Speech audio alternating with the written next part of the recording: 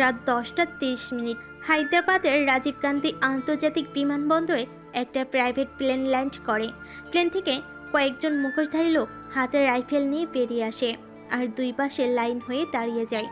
এরপর বিল্লা আর লালা বেরিয়ে আসে, পিছনে আরও কয়েক শত লোক হাতে রাইফেল নিয়ে বাইর হয়।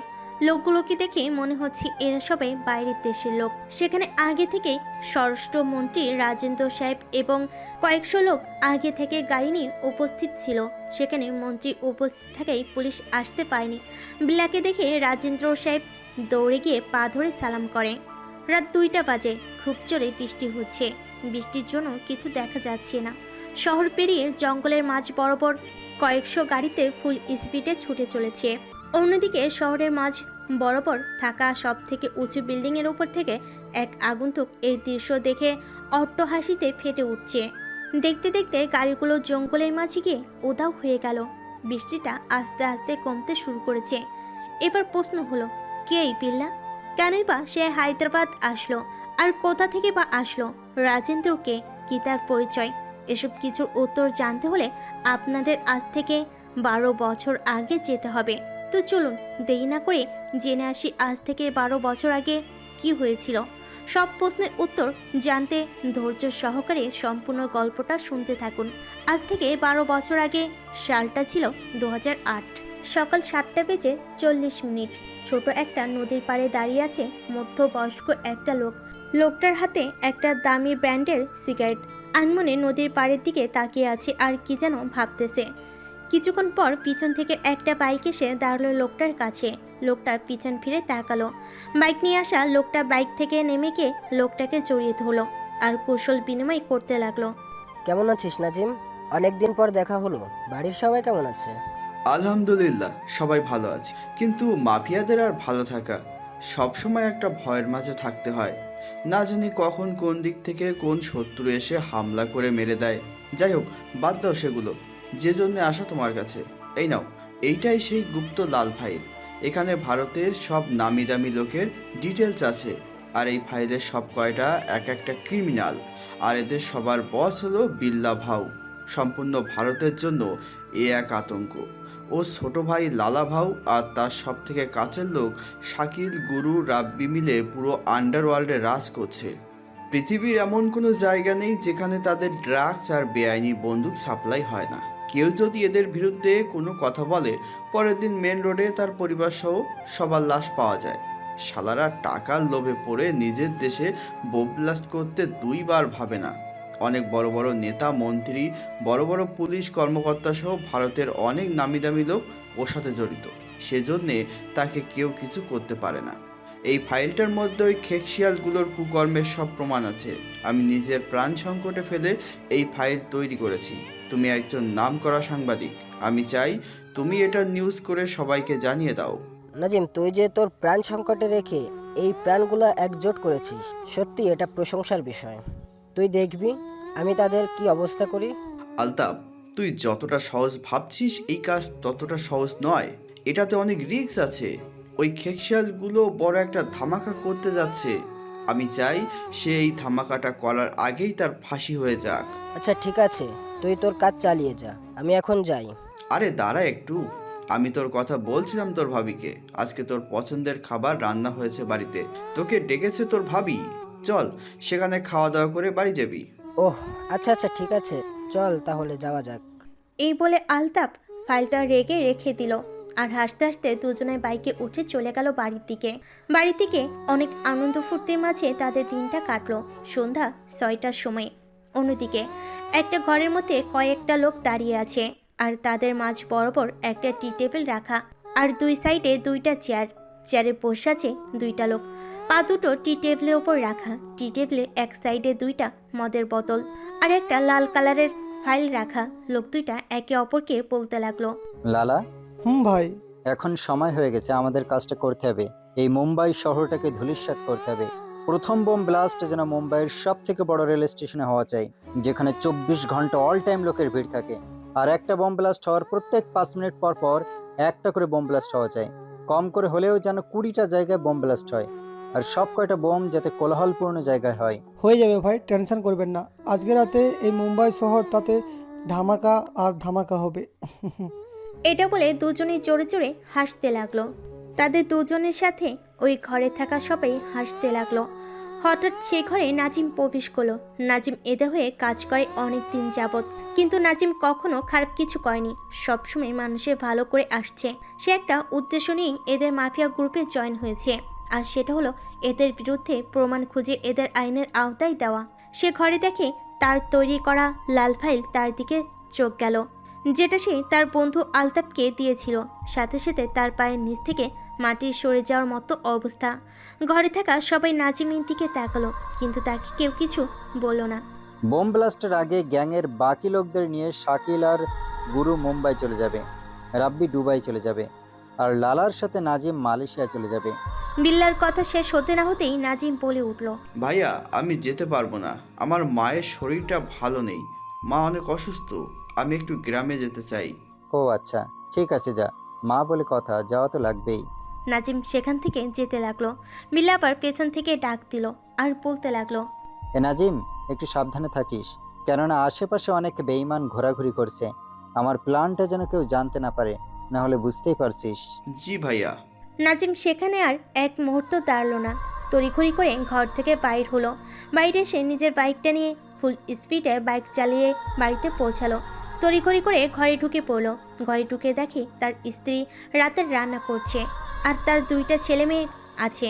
ছেলের বয়স আনুমানিক 12 থেকে 13 বছর হবে, সবেমাত্র বুঝতে শিখেছে। ছেলেটার থেকে মেয়েটা 4 বছরের ছোট। তার স্ত্রীকে বলল তাড়াতাড়ি অতি প্রয়োজনীয় জিনিসপত্রগুলো ব্যাগে ভরতে। এরপর বাচ্চা দুটোকে নিয়ে তারা তাড়াতাড়ি ঘর থেকে বাইর হলো। তার স্ত্রী কিছু বুঝতে পারছে না কি হয়েছে, নাজিমও কিছু বলছে না। ঘর থেকে বাইর হয়ে বারান্দায় আসতেই দেখতে পায় বিল্লা ভাউ এর লোক তার বাড়ির সামনে। তাড়াতাড়ি আবার ঘরে ঢুকে যায়। সে তার কোমরে গুজে রাখা পিস্তলটা হাতে নিল আর তার স্ত্রীকে বলল, তুমি এক কাজ করো, বাবুদের নিয়ে পিছনের দরজা দিয়ে বেরিয়ে যাও, আমি এদের দেখছি। কি হয়েছে আমাকে একটু খুলে বলবে তো? হঠাৎ কি হয়ে গেল? তুমি এরকম করছো কেন? আর ওনারাই বা আমাদের মারতে আসলো কেন? এখন কিছু বলতে পারছি না তোমাকে, যা বলছি তা করো, তাড়াতাড়ি পেছন দিয়ে বেরিয়ে যাও। আব্বু, আব্বু, আমার খুব ভয় করছে। কারা ওনারা? আমাদের মারতে চায় কেন? কান্না করে না মামুনি, তুমি না লক্ষ্মী মেয়ে, তুমি আম্মুর সাথে যাও, আমি একটু পরে আসছি। তোমার ভাইয়া তো আছে তোমার সাথে, তুমি না বলো তোমার ভাইয়া সুপার হিরো, দেখবে তোমার ভাইয়া ঠিকই তোমাকে আগলে রাখবে। নাজিম তার ছেলের কাঁধে হাত রেখে বলল, কি বাবা, পারবি না তোর আম্মু আর বোনকে দেখে রাখতে? তার ছেলে কিছু বলছে না, কান্না করে যাচ্ছে। 12 থেকে 13 বছরের একটা বাচ্চা ছেলে এরকম পরিস্থিতিতে বা কি বলবে। নাজিমা দেরি করলো না, তার ছেলের শার্টের পকেটে একটা পেন ড্রাইভ ঢুকিয়ে দিল আর বলল, বাবা, তোর আব্বুর অপূর্ণ কাজটা এবার তোকেই সম্পূর্ণ করতে হবে। এই দেশটাকে এখন তোকেই বাঁচাতে হবে, আর তোর আম্মু আর বোনের খেয়াল রাখিস, আর এই পেনড্রাইভটা যত্ন করে রাখিস। এখানে এই দেশের সব খারাপ লোকেদের ইনফরমেশন আছে প্রমাণসহ।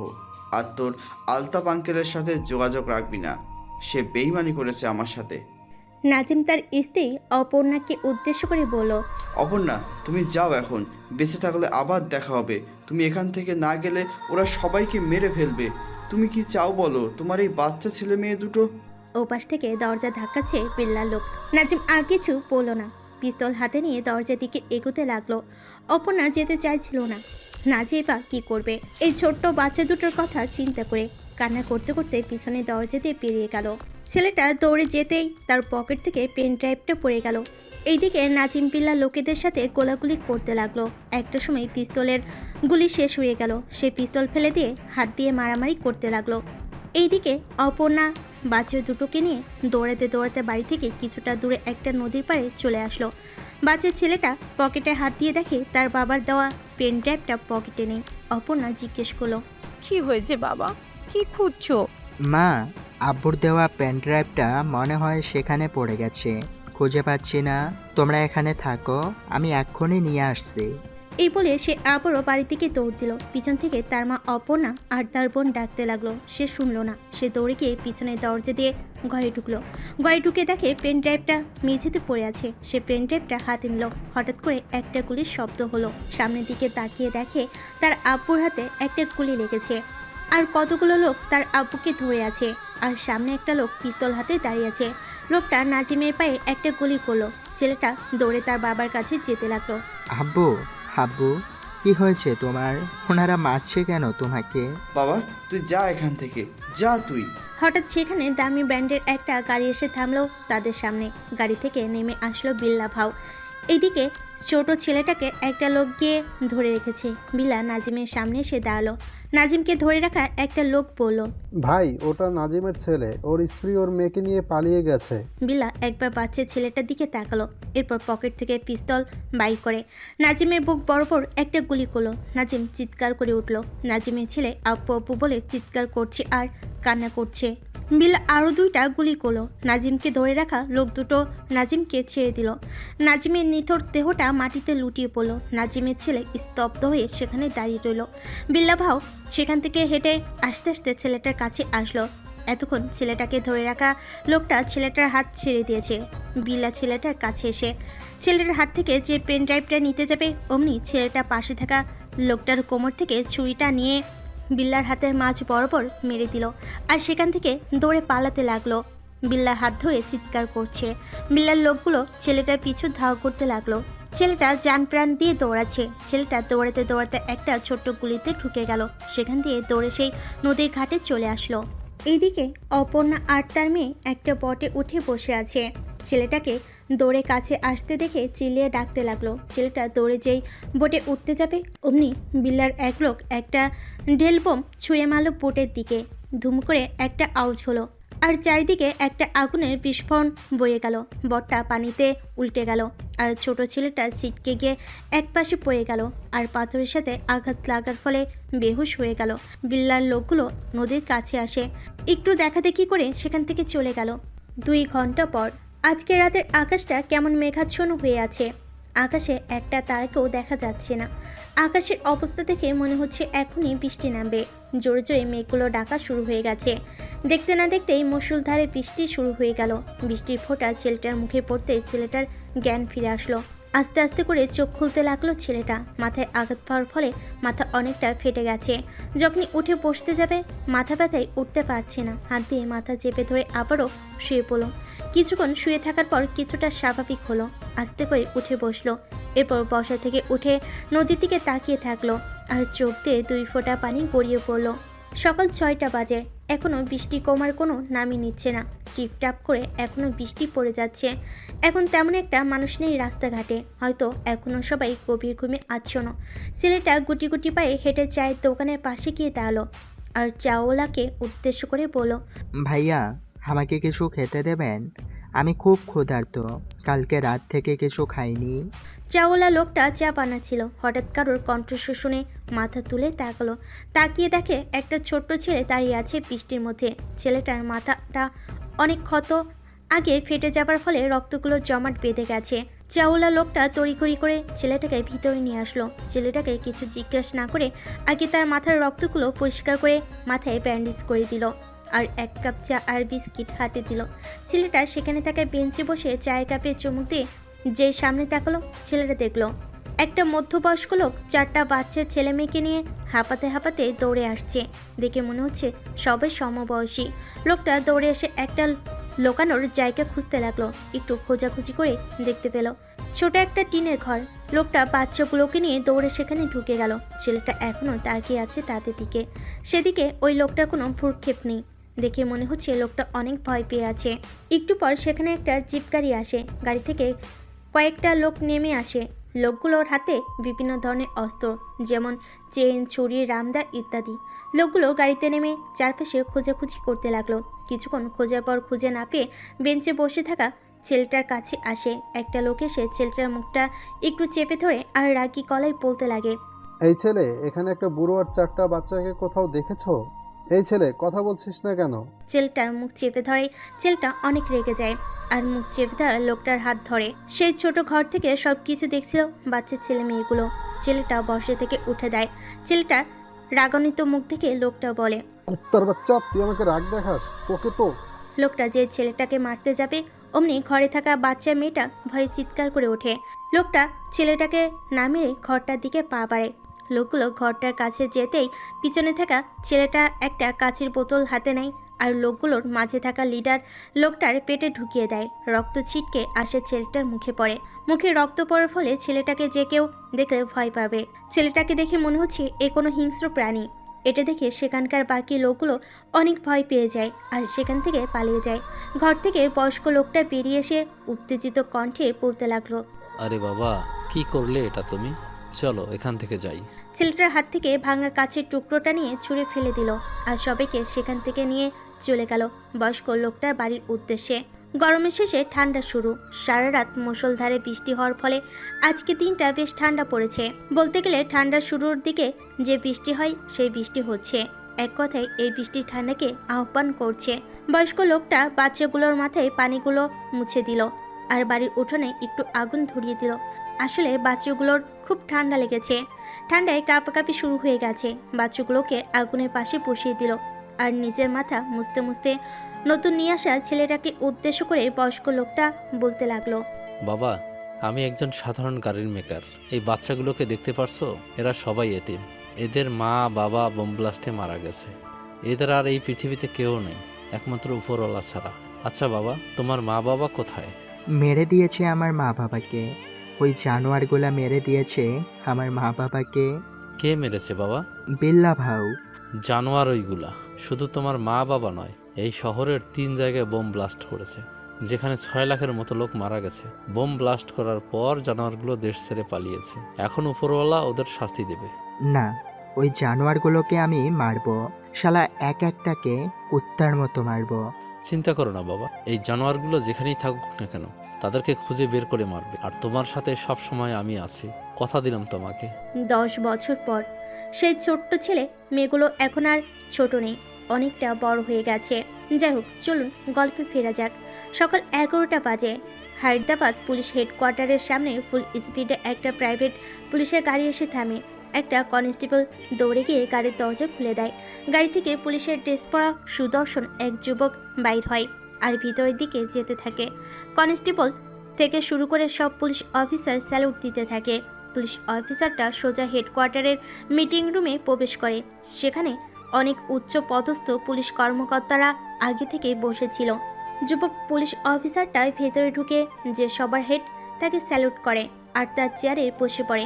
সেখানকার হেড অফিসার ডিজিপি বলতে শুরু করে।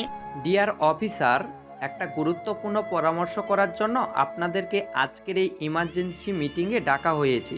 আজকে হায়দ্রাবাদে সব থেকে বড় শপিং মলে বোম ব্লাস্ট করা হয়েছে। এটা আপনাদের কারোর অজানা নয়। আর বোম ব্লাস্টটা কে করেছে সেটাও কম বেশি সবাই জানেন। এই বোম ব্লাস্টটা 2 কিলো RDX দিয়ে করানো হয়েছে। পুলিশ অফিসারদের মধ্যে থেকে একজন বলে উঠল।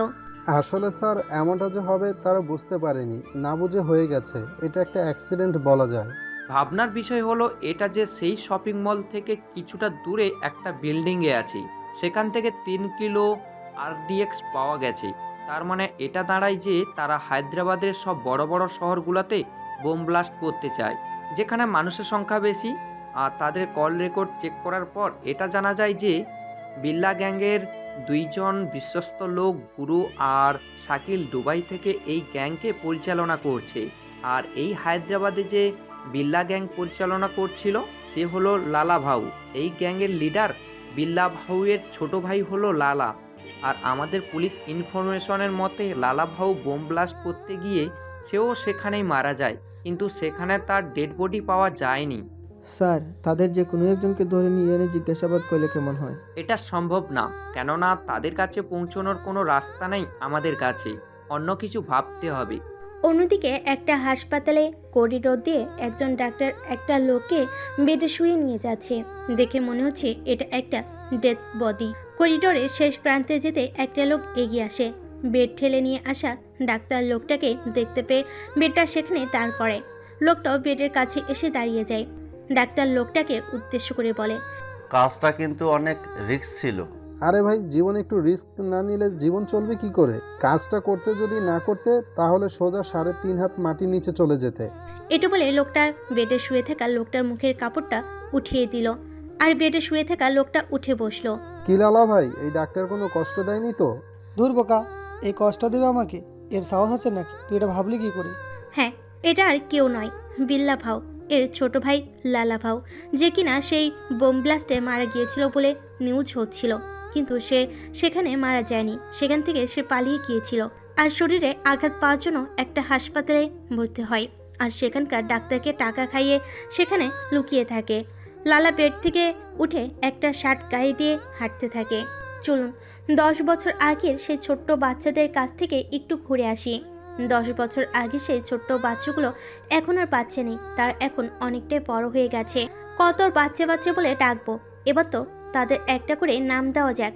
সিয়াম, অর্ক, রকি, রূপা আর একজন আছে, গল্পের সাথে থাকুন, তার নামটাও জানতে পারবেন। তার সবাই সেই মধ্যবয়স্ক লোকটাকে চাচা বলে ডাকে আর লোকটাও তাদেরকে নিজের সন্তানের মতো আদর করে আর সব বিপদে আপদে তাদের পাশে থাকে। তারা সবাই বর্তমানে সেই মধ্যবয়স্ক লোকটার গ্যারেজে কাজ করে। আসলে এই লোকটারও কেউ নেই পৃথিবীতে। লোকটার স্ত্রী, সন্তান নিয়ে সুন্দর একটা পরিবার ছিল। তারা সবাই সেই বোম ব্লাস্টে মারা যায়। এরপর থেকে যেখানে গরিবদের উপর অনেক অত্যাচার হয় সেখানে গিয়ে প্রতিবাদ করে। তো প্রতিদিনে নেই তারা সেই গ্যারেজে কাজ করছিল। হঠাৎ মধ্যবয়স্ক লোকটা বলে উঠল, সিয়াম। জি চাচা। একজনের নাম ধরে ডাকতে সবাই একসাথে চলে আসে আর চাচা বলতে লাগে, খবর পাওয়া গেছে শাকিল আর গুরু হায়দ্রাবাদে চলে আসছে। এখন কথা হলো আমাদের লোককে বাঁচাতে হলে তাদেরকে মেরে ফেলতে হবে। চাচা, এখন কোথায় পাওয়া যাবে তাদের? সেটা সে খুঁজে নেবে, তোমাদের কিছু করতে হবে না। এখন কথা হলো তোমরা সবাই সাবধানে থাকবে, কেননা কোথায় কোন দিক থেকে হামলা হবে বলা যায় না। ঠিক আছে চাচা, কিন্তু চাচা ভাইয়া এখন কোথায় আছে? ভাইয়া এখন কোথায় থাকে দেখা যায় না। মাসে 1-2 বার আসে, দেখা করে আবার চলে যায়। সে কোথায় থাকে সেটা না হয় অজানাই থাক, সময় হলে সব জানতে পারবে তোমরা। যাও, যে যার কাজে লেগে পড়ো। সবাই যে যার কাজে লেগে যায়। রাত 10টা। শ্যাম, অর্ক, রকি তিনজনের ফোনে একই সময় একটা নম্বর থেকে কল আসে। নম্বরটা দেখে তারা মুচকি হাসে। ফোনটা রিসিভ করে কানে ধরে। ওপাশ থেকে একটা আগন্তুক বলতে থাকে, রেডি হয়ে নে তোরা। আর হ্যাঁ, ওটা সাথে নিতে ভুলবি না কিন্তু।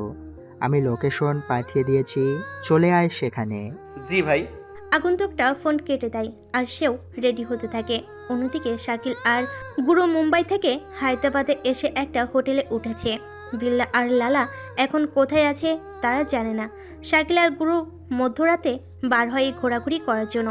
তারা হায়দ্রাবাদে আসার পর থেকেই কেউ একজন যে তাদের দুজনকে ফলো করছে সেটা তারা জানে না। দুজন দুইটা বাইক নিয়ে চলে যায়।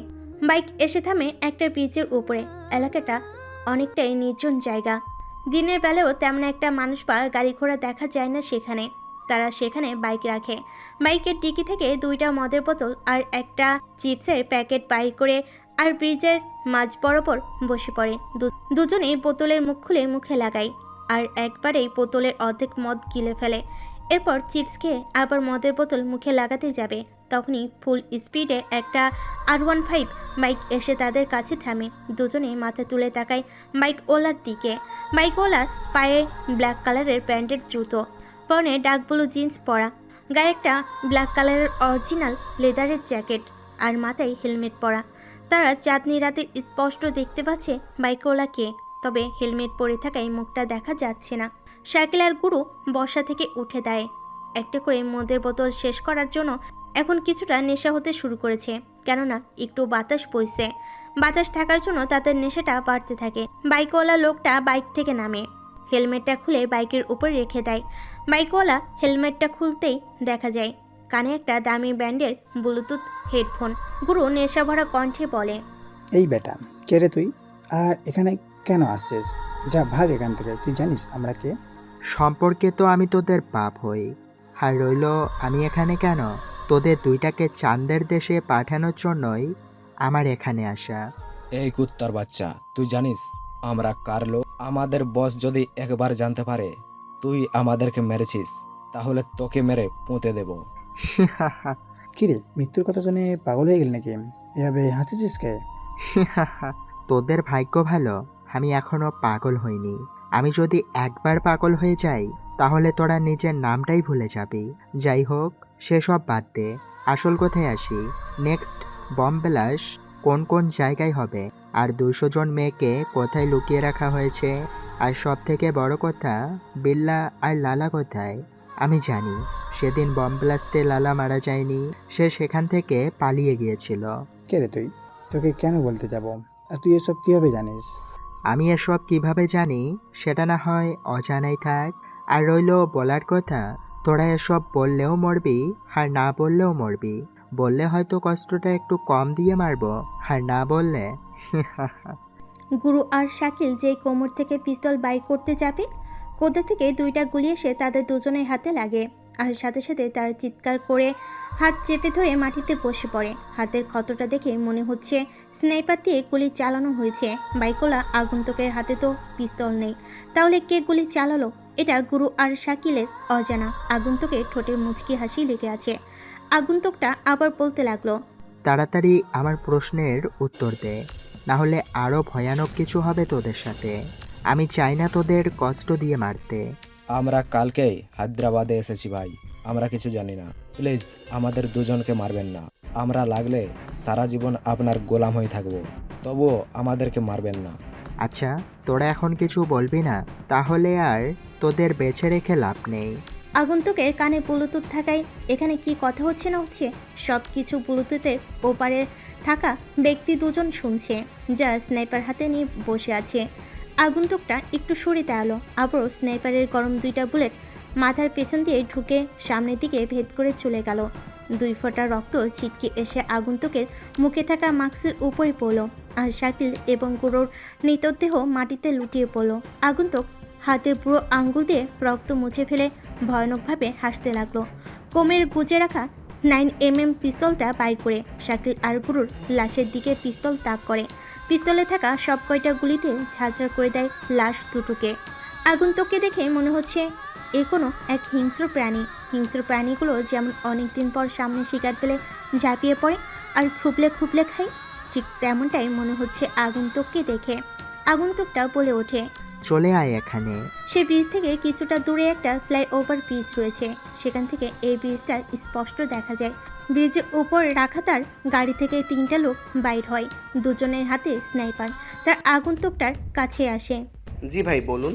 আমি এখন আসি, তোরা এদের ব্যবস্থা করে চলে যাস। জি ভাই। আগন্তুকটা বাইকের উপরে রাখা হেলমেটটা পরে নেয়, বাইকের উপরে উঠে বসে ফুল স্পিডে বাইক চালিয়ে চলে যায় অজানা গন্তব্যের দিকে। শ্যাম অর্ক রকি আগন্তুকের যাওয়ার দিকে কিছুক্ষণ তাকিয়ে থাকে আর দীর্ঘ একটা নিঃশ্বাস ফেলে। এই দীর্ঘ নিঃশ্বাসের মানেটা অজানা। এরপর তারা তাদের কাজে লেগে পড়ে। ছুরি দিয়ে লাশ দুটোর কপালে মাঝ বরাবর বড় করে লিখে দেয় শ্যাডো। এরপর লাশ দুটোকে হায়দ্রাবাদের মেন টাউনের গিয়ে ফেলে রেখে সেখান থেকে চলে যায়। পরের দিন মালয়েশিয়া, এটি এশিয়া মহাদেশের দক্ষিণ পূর্ব দিকে অবস্থিত। মালয়েশিয়ার আন্দামান সাগরের বুকে ভেসে বেড়াচ্ছে একটি জাহাজ। এটাকে জাহাজ বলেও ভুল হবে, এটা একটা শহরের থেকে কম নয়। এখানে সব ধরনের ব্যবস্থা রয়েছে। যাই হোক, চলুন গল্পে যাওয়া যাক। সেই জাহাজের চারিদিকে কয়েক হাজার ট্রেনিং প্রাপ্ত মাফিয়ার লোক হাতে রাইফেল AK-47 নিয়ে দাঁড়িয়ে আছে। জাহাজের চারিদিকে, জাহাজের সামনের দিকে রয়েছে সুইমিং পুল। সুইমিং পুলে এক সাইডে বিল্লা বসে আছে বললে ভুল হবে, অনেকটা শোয়ার মতো করে আছে। আর বিল্লার 2 পাশে 2টা মেয়ে 2টা হলো মালয়েশিয়ান মেয়ে। 2টার শরীরে পোশাক নেই বললেই চলে। মেয়ে 2টা বিল্লার শরীর মাসাজ করছিল, আর বিল্লা এক হাতে মদের গ্লাস আর অন্য হাতে দামি ব্র্যান্ডের সিগারেট। একটু পর লালা সেখানে আসে। আপনাদের বলে রাখি, লালা সেদিন হাসপাতাল থেকে বেরিয়ে সোজা মালয়েশিয়াতে চলে আসছিল বিল্লার কাছে। লালা বিল্লার কাছে এসে একটা কথা বলে বিল্লা রেগে বসা থেকে উঠে দেয় আর তড়িঘড়ি করে রুমে চলে আসে। লালাও পেছন পেছন আসে। বিল্লা এসে টিভি অন করে। টিভিতে নিউজ চলছে। ব্রেকিং নিউজ, আজকে রাতে কে বা কারা যেন 2টা লোককে মেরে শহরের মাঝ বরাবর হাইওয়ের মধ্যে ফেলে রেখে গেছে। পুলিশের ডাটাবেস থেকে জানা গেছে যে লোক 2টার নাম হলো শাকিল আর গুরু। শাকিল আর গুরু হলো আন্ডারওয়ার্ল্ডের ডন বিল্লা ভাউয়ের ডান হাত এবং বাম হাত। এটাও জানা গেছে যে তারা কালকে রাতে মুম্বাই থেকে হায়দ্রাবাদে আসছিল। এদিকে শহর এবং গ্রাম থেকে পরপর কয়েক শত মেয়ে কিডন্যাপের খবর আসে। তাহলে সবগুলোর সাথে কি এই দুইজন লোক জড়িত আছে? জনগণের একটাই প্রশ্ন, আমাদের দেশের আইন শৃঙ্খলা বাহিনী কি করছে? আর সব থেকে বড় কথা হলো, লাশ দুটোর কপালে বড় বড় করে লেখা আছে শ্যাডো। এখন কথা হলো, কে এই শ্যাডো, কি তার অস্তিত্ব, আর কেনই বা এই লোক দুটোকে এত নির্মমভাবে হত্যা করলো? এসব কিছুর উত্তর জানতে চোখ রাখুন আমাদের চ্যানেল টাইম 8-এ। এই নিউজটা দেখার পর বিল্লা টিভি রিমোটটা ফ্লোরে ছুঁড়ে মারে। আর অন্যদিকে কয়েকটা লোক এই নিউজ দেখে মুচকি একটা হাসিতে নিজের কাজে লেগে পড়ে। আর এদিকে বিল্লা রাগী গলায় বলতে থাকে, কে এই শ্যাডো, যার এত বড় সাহস আমার লোককে মারে, আমার এতদিনের তিলে তিলে গোড়া সাম্রাজ্যকে ধ্বংস করতে চায়? জানি না ভাইয়া। আচ্ছা, এ কি আমাদের পুরনো কোনো শত্রু? না ছোটু, আমি আমার কোনো শত্রুকে বাঁচিয়ে রাখিনি। যেই আমার পথে কাটা হয়ে দাঁড়িয়েছে, আমি সবাইকে আমার রাস্তা থেকে সরিয়ে ফেলেছি। এটা কোনো নতুন গ্যাং হতে পারে, যে কিনা আমাদের উপরে উঠতে চায়, তাই হয়তো এসব করতেছে। তুই এক কাজ কর, হায়দ্রাবাদে থাকা আমার লোককে এই বিষয়টা নিয়ে খোঁজ করতে বল। ভাইয়া, আমি সেখানে যাই? না, তোর এখন সেখানে যাওয়ার দরকার নেই। এ যেই হোক না কেন, সবসময় আমাদের দিকে নজর রাখতেছে। সেখানে গেলেই তোর জীবনের ঝুঁকি হতে পারে। আমি জেনে বুঝে তোকে মৃত্যুর দিকে ঠেলে দিতে চাই না। লাল আর কিছু বলল না। সেখান থেকে কিছুটা দূরে গিয়ে ফোন বাইর করে কাকে যেন কল দিল আর কথা বলতে লাগলো। অন্যদিকে একজন পুলিশ অফিসার আর কয়েকজন পুলিশ কনস্টেবল মিলে ঘটনাস্থলে তদন্ত করছিল। হঠাৎ সেখানে একটা প্রাইভেট কার এসে দাঁড়ায়, আর কার থেকে নেমে আসে সুদর্শন এক যুবক ছেলে। ছেলেটা কার থেকে নামতেই পুলিশ অফিসার দাঁড়িয়ে স্যালুট করে, আর সাংবাদিকরা এসে ঘিরে ধরে ছেলেটাকে আর নানান ধরনের প্রশ্ন করতে থাকে। ছেলেটা সেসবের উত্তর দিতে থাকে, হ্যাঁ আপনার ঠিকই ধরেছেন, এ একজন পুলিশ অফিসার। তবে এ হলো কোনো সাধারণ পুলিশ অফিসার না, এ হলো খারাপ কাজ করা লোকেদের জমদূত। 5 বছরের পুলিশ ক্যারিয়ারে 500-র বেশি এনকাউন্টার রেকর্ড আর 200-র বেশি ট্রান্সফার রেকর্ড আছে। সে যত বড়লোক হোক না কেন, কাউকেই ভয় করে না। আর গুন্ডা মাস্তানরা এর নাম শুনলেই থরথর করে কাঁপে। চলুন ছেলেটার নাম জেনে নিই। এ হলো DSP duty superintendent of police officer Rahul. Rahul সাংবাদিকদের প্রশ্নের উত্তর দিতে দিতে রাহুলের চোখ কিছুটা দূরে একটা ছেলের দিকে আটকে যায়। ঘটনাস্থল থেকে কিছুটা দূরে পাগলের বেশে থাকা খ্যাত হ্যাংলা টাইপের একটা ছেলের দিকে চোখ যায়। ছেলেটার মাথার চুলগুলো উস্কো খুস্কো, গায়ে ঢিলা ঢালা একটা শার্ট আর পরনে একটা ঢিলা প্যান্ট। দেখে মনে হচ্ছে অনেক দিন থেকে ছেলেটা গোসল করে না। গায়ে শার্ট আর পরনের প্যান্টটা অনেক নোংরা। ছেলেটার মুখে এক চিলতে মুচকি হাসি লেগে আছে। রাহুল তাকিয়ে আছে ছেলেটার চোখের দিকে। রাহুলের একবার মনে হচ্ছে এই ছেলেটার চোখে লুকিয়ে আছে অজস্র রহস্যের গন্ধ। এবার আপনারা বলতে পারেন যে রাস্তায় পাগল থাকতেই পারে, তার এভাবে বর্ণনা দেওয়ার কি আছে? তবে আপনাদের বলে দেই, এই পাগলের মাঝে লুকিয়ে আছে আসল টুইস্ট। তো চলুন গল্পে ফেরা যাক। রাহুল সাংবাদিকদের সাইডে সরিয়ে ছেলেটার দিকে যেতে লাগে। সাংবাদিকরা পিছু পিছু আসতে নিলে ওখানে থাকা কনস্টেবলরা বাধা দেয়। রাহুল ছেলেটার কাছে এসে ধমকে সুরে বলতে লাগে, নাম কি তোমার, আর এখানে কি করো? ধমকে সুরে বলে ছেলেটা একটু ভয় পেয়ে যায় আর আমতা আমতা করে বলে, জি জি জি স্যার, আমার নাম ফায়েজ। কি চাই এখানে, আর এইভাবে মুচকে হাসছো কেন? কিছু না স্যার, আসলে ওনাদের কর্মকাণ্ড দেখে হাসি পাচ্ছে।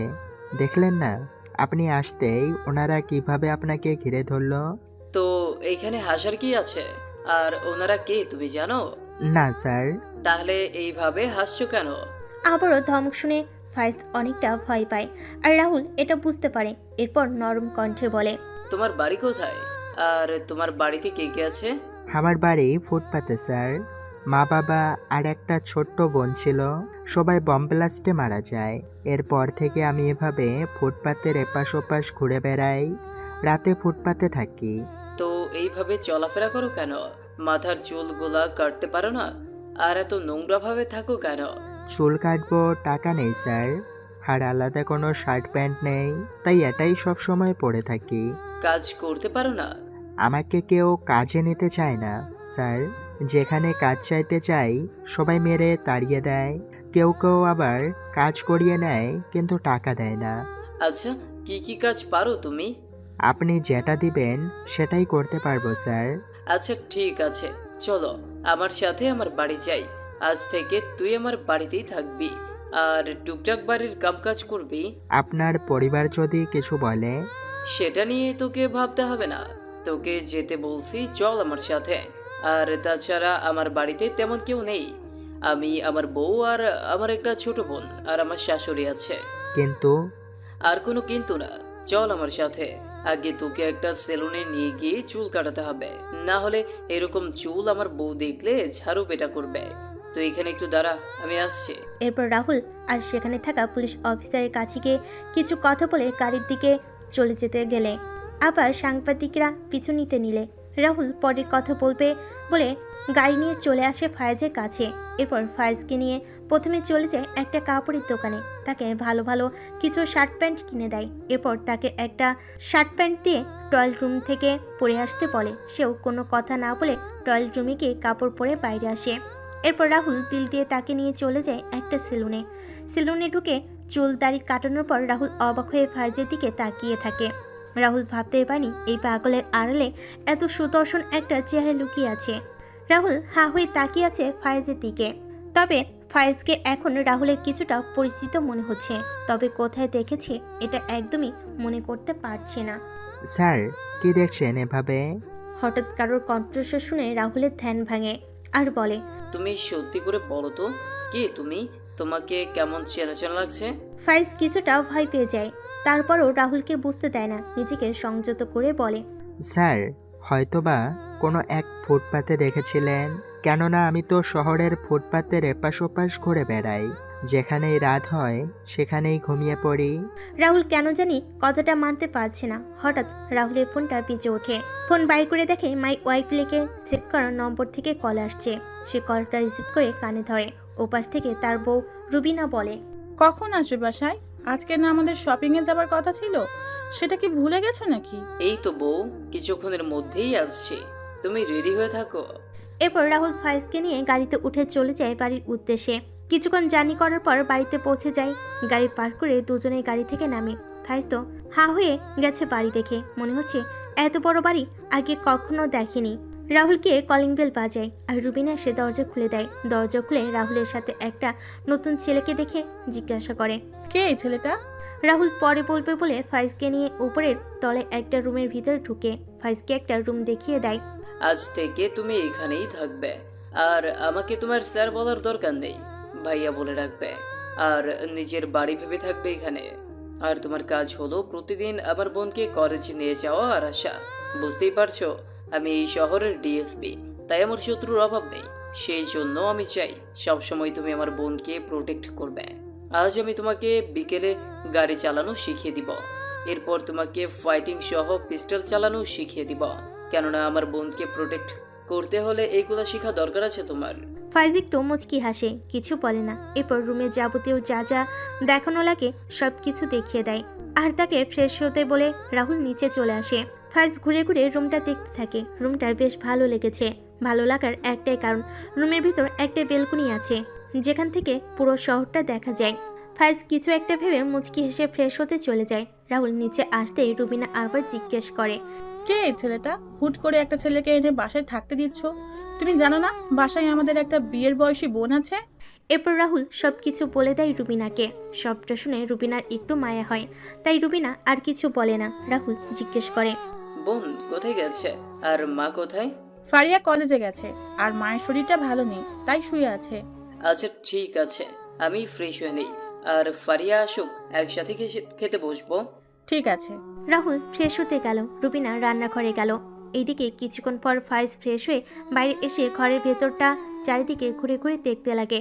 হঠাৎ কলিং বেল বেজে উঠলে ফায়েজের কানে গেল সেদিকে না, সে ভ্রুক্ষেপ করে তার মতো ঘুরে ঘুরে দেখছে। কলিং বেল বেজে যাচ্ছে, কেউ দরজা খুলছে না। পরে ফায়েজ থাকতে না পেয়ে নিচে নেমে আসলো আর দরজা খুলে দিল। দরজার ওপাশে ফারিয়া। দরজা খোলার শব্দ পেয়ে সে সামনে না থেকেই মাথা নিচু করে যে ঘরে ঢুকতে যাবে অমনি ফায়েজের সাথে ধাক্কা খায় আর পায়ে হাই হিল পরে থাকায় ফারিয়া সেখানে পড়ে যায়। ফারিয়া একটু ব্যথা পায়, মাথা তুলে দেখে তার সামনে একটা ছেলে দাঁড়িয়ে আছে। তার মনে হয় না সে আগে কখনো দেখেছে এই ছেলেটাকে। ফারিয়া চিৎকার করে ভাবি ভাবি বলে ডাকতে থাকে। ফায়েজ মাথা নিচু করে আছে। রুবিনা রান্নাঘর থেকে বেরিয়ে এসে দেখে ফারিয়া মেঝেতে পড়ে আছে। রুবিনা জিজ্ঞেস করে, এ কি ফারিয়া, তুই এভাবে বসে আছিস কেন? কোন দিক থেকে তোমার মনে হয় আমি বসে আছি? ও মা, আমার কোমরটা মনে হয় ভেঙেই গেল। এবার আমার ভবিষ্যৎ পরের কি হবে? সে যদি জানতে পারে আমার কোমর ভেঙে গেছে তাহলে তো সে খুব কষ্ট পাবে। ফায়েজ হা হয়ে গেছে।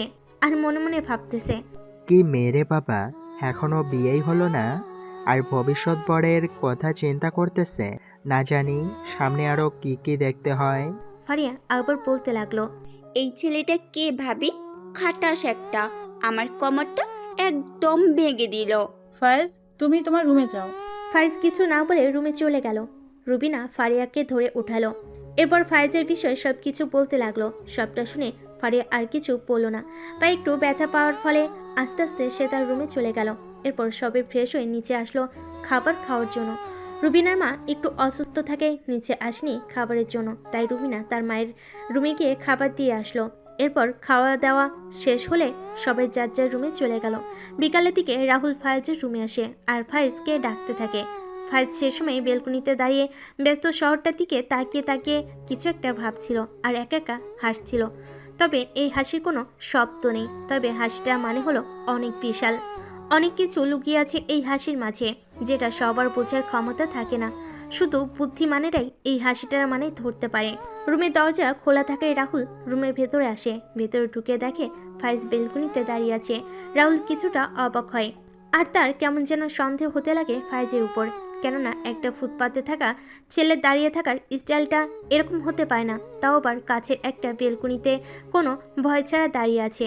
রাহুল এত কিছু না ভেবে ফাইজকে ডাকে। ফাইজ বুঝতে পেরেছিল যে কেউ একজন রুমে প্রবেশ করেছে, তবে সে না জানার ভান করে দাঁড়িয়েছিল। রাহুলের ডাকে ফাইজ পিছন ফিরে তাকায় আর বলে, জি স্যার। আবার স্যার? তোমাকে না বললাম ভাইয়া বলে রাখতে? সরি ভাইয়া, মনে ছিল না। ঠিক আছে, নেক্সট টাইম যেন মনে থাকে। আর তুমি ওভাবে ব্যালকনিতে দাঁড়িয়ে কি ভাবছিলে? কিছু না ভাইয়া, মা বাবার আর বোনের কথা মনে পড়ছিল। বোনটা আমার সাথে কত দুষ্টুমি করতো, মারামারি করতো, আমরা একসাথে কত মজা করতাম। আজকে যদি আমার বোনটা থাকতো। আচ্ছা ভাইয়া, আমাদের দেশে এত বম ব্লাস্ট কেন হয়? আরও তো অনেক দেশ আছে, সেখানে তো এমন হয় না। কে করে ভাইয়া আমাদের দেশে বম ব্লাস্ট, আরও বিভিন্ন ধরনের খারাপ কাজ? বিল্লা ভাউ, যে কিনা আন্ডারওয়ার্ল্ডে টপ মাফিয়া। এই দেশের সব খারাপ কাজের ওপর তার হাত আছে। বম ব্লাস্ট থেকে শুরু করে যত ধরনের খারাপ কাজ আছে সব করে বেড়ায় সে। আর তার পাশে সবসময় ছিল তার ভাই এবং তার কিছু চেলাপেলা। আর পুলিশ রেকর্ড অনুযায়ী তার ভাই লালা একটা বম ব্লাস্ট করতে গিয়ে মারা গেছে, কিন্তু তার লাশ পাওয়া যায়নি। আমার কেন জানি মনে হয় লালা এখনো মরেনি। আর বিল্লা আজ থেকে 4 মাস আগে দেশ ছেড়ে পালিয়ে যায়। আর আমাদের দেশের কিছু মন্ত্রী মিনিস্টার আছে যারা সবার সামনে ভালো সাজে আর রাতের আধারে বিল্লার সাথে একসাথে বসে মদ পান করে। আর এরাই সবসময় বিল্লাকে সাপোর্ট করে। আমি এদের বিষয়ে সব কিছু জানি, কিন্তু প্রমাণের অভাবে তাদের কিছু করতে পারি না। তবে আজকে রাতে একটা মিশন আছে আমাদের। আজকে নাকি হায়দ্রাবাদের হোসেন সাগরের লেকের পারে কিছু মাদকদ্রব্য পাচার করা হবে। এতক্ষণ ফাইজ সবকিছু মন দিয়ে শুনছিল। আবার রাহুল বলতে লাগলো, আচ্ছা সেসব কিছু বাদ দাও, চলো তোমাকে গাড়ি চালানো শেখাবো আজকে। কেননা প্রতিদিন তো ফরিয়াকে কলেজে নিয়ে যেতে হবে তোমাকে। আচ্ছা ভাইয়া, চলুন।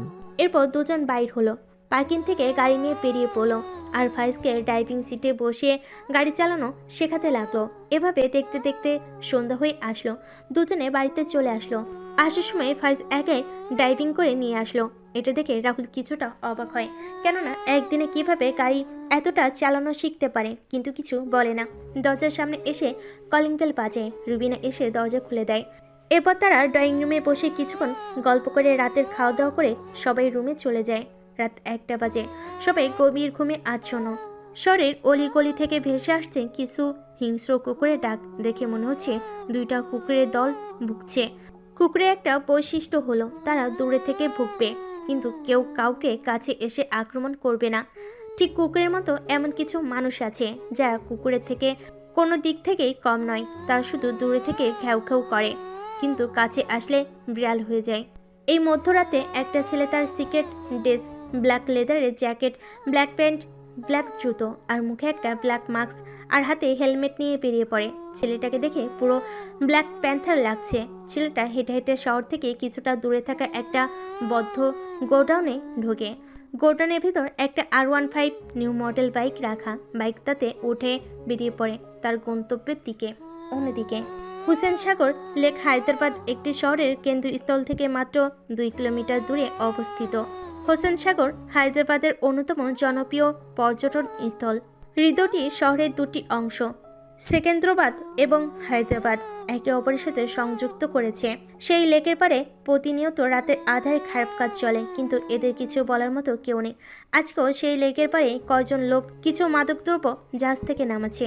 হঠাৎ সেখানে ফুল স্পিডে এসে একটা বাইক থেমে যায়। বাইক থেকে একটা মুখোশধারী আগন্তুক নামে। আগন্তুকের এমন ব্ল্যাক লুক দেখে সবাই একটু ভয় পেয়ে যায়, কিন্তু সেটাও বুঝতে দেয় না। লোকেদের মধ্যে থেকে রাশিদ নামের একজন বলে ওঠে, এই ছেলে কে রে তুই? এত রাতে এখানে কেন?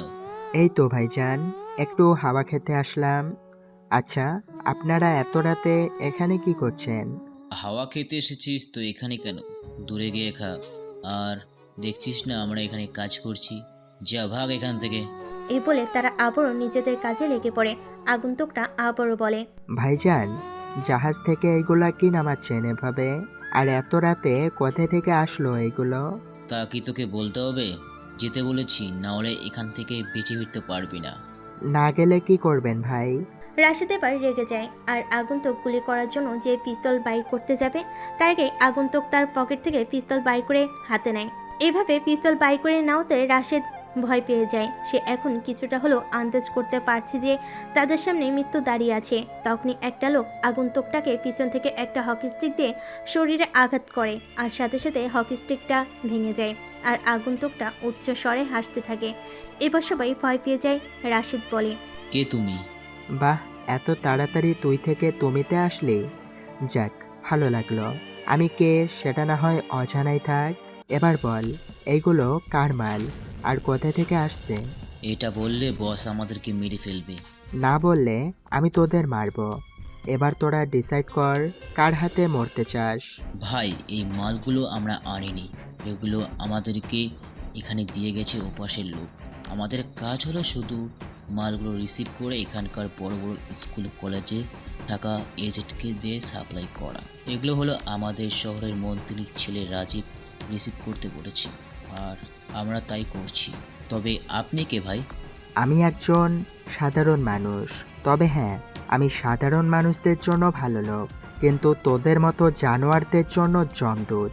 এই দেশের মানুষ এখন আমাকে এক নামেই চেনে, শ্যাডো। শ্যাডো নামটা শোনার সাথে সাথে ভয়ে সবার হাত পা থরথর করে কাঁপছে। এটা দেখে শ্যাডো উচ্চস্বরে হাসতে থাকে। শ্যাডোর এরকম হাসি থেকে সবার প্যান্ট ভিজে যাওয়ার মতো অবস্থা। আমার একটাই রুলস, হয় মারো না হলে মরো।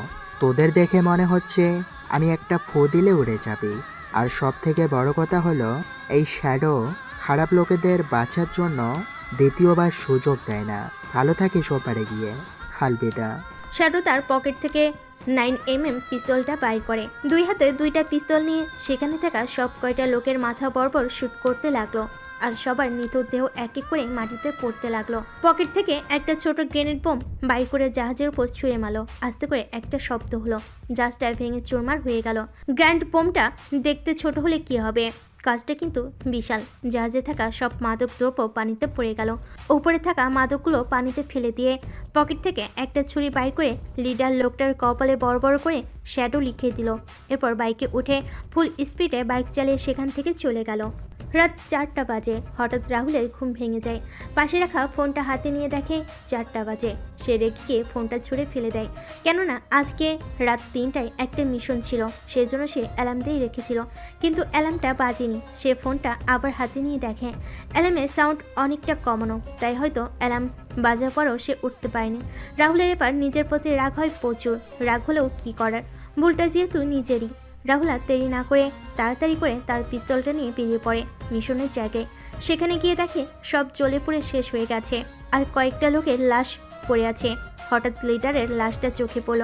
পাশে গিয়ে দেখে আবারও বড় বড় করে লেখা শ্যাডো। সে প্রচণ্ড রেগে যায় আর লিডারের হাতে থাকা পিস্তল দিয়ে উপরের দিকে ফাঁকা গুলি করতে থাকে। পরদিন হায়দ্রাবাদ পুলিশ হেডকোয়ার্টার মিটিং হচ্ছে। ডিজিপি নিয়াজ উদ্দিন বলল, কে সেই শ্যাডো? এটা কি নতুন কোনো গ্যাং নাকি অন্য কিছু?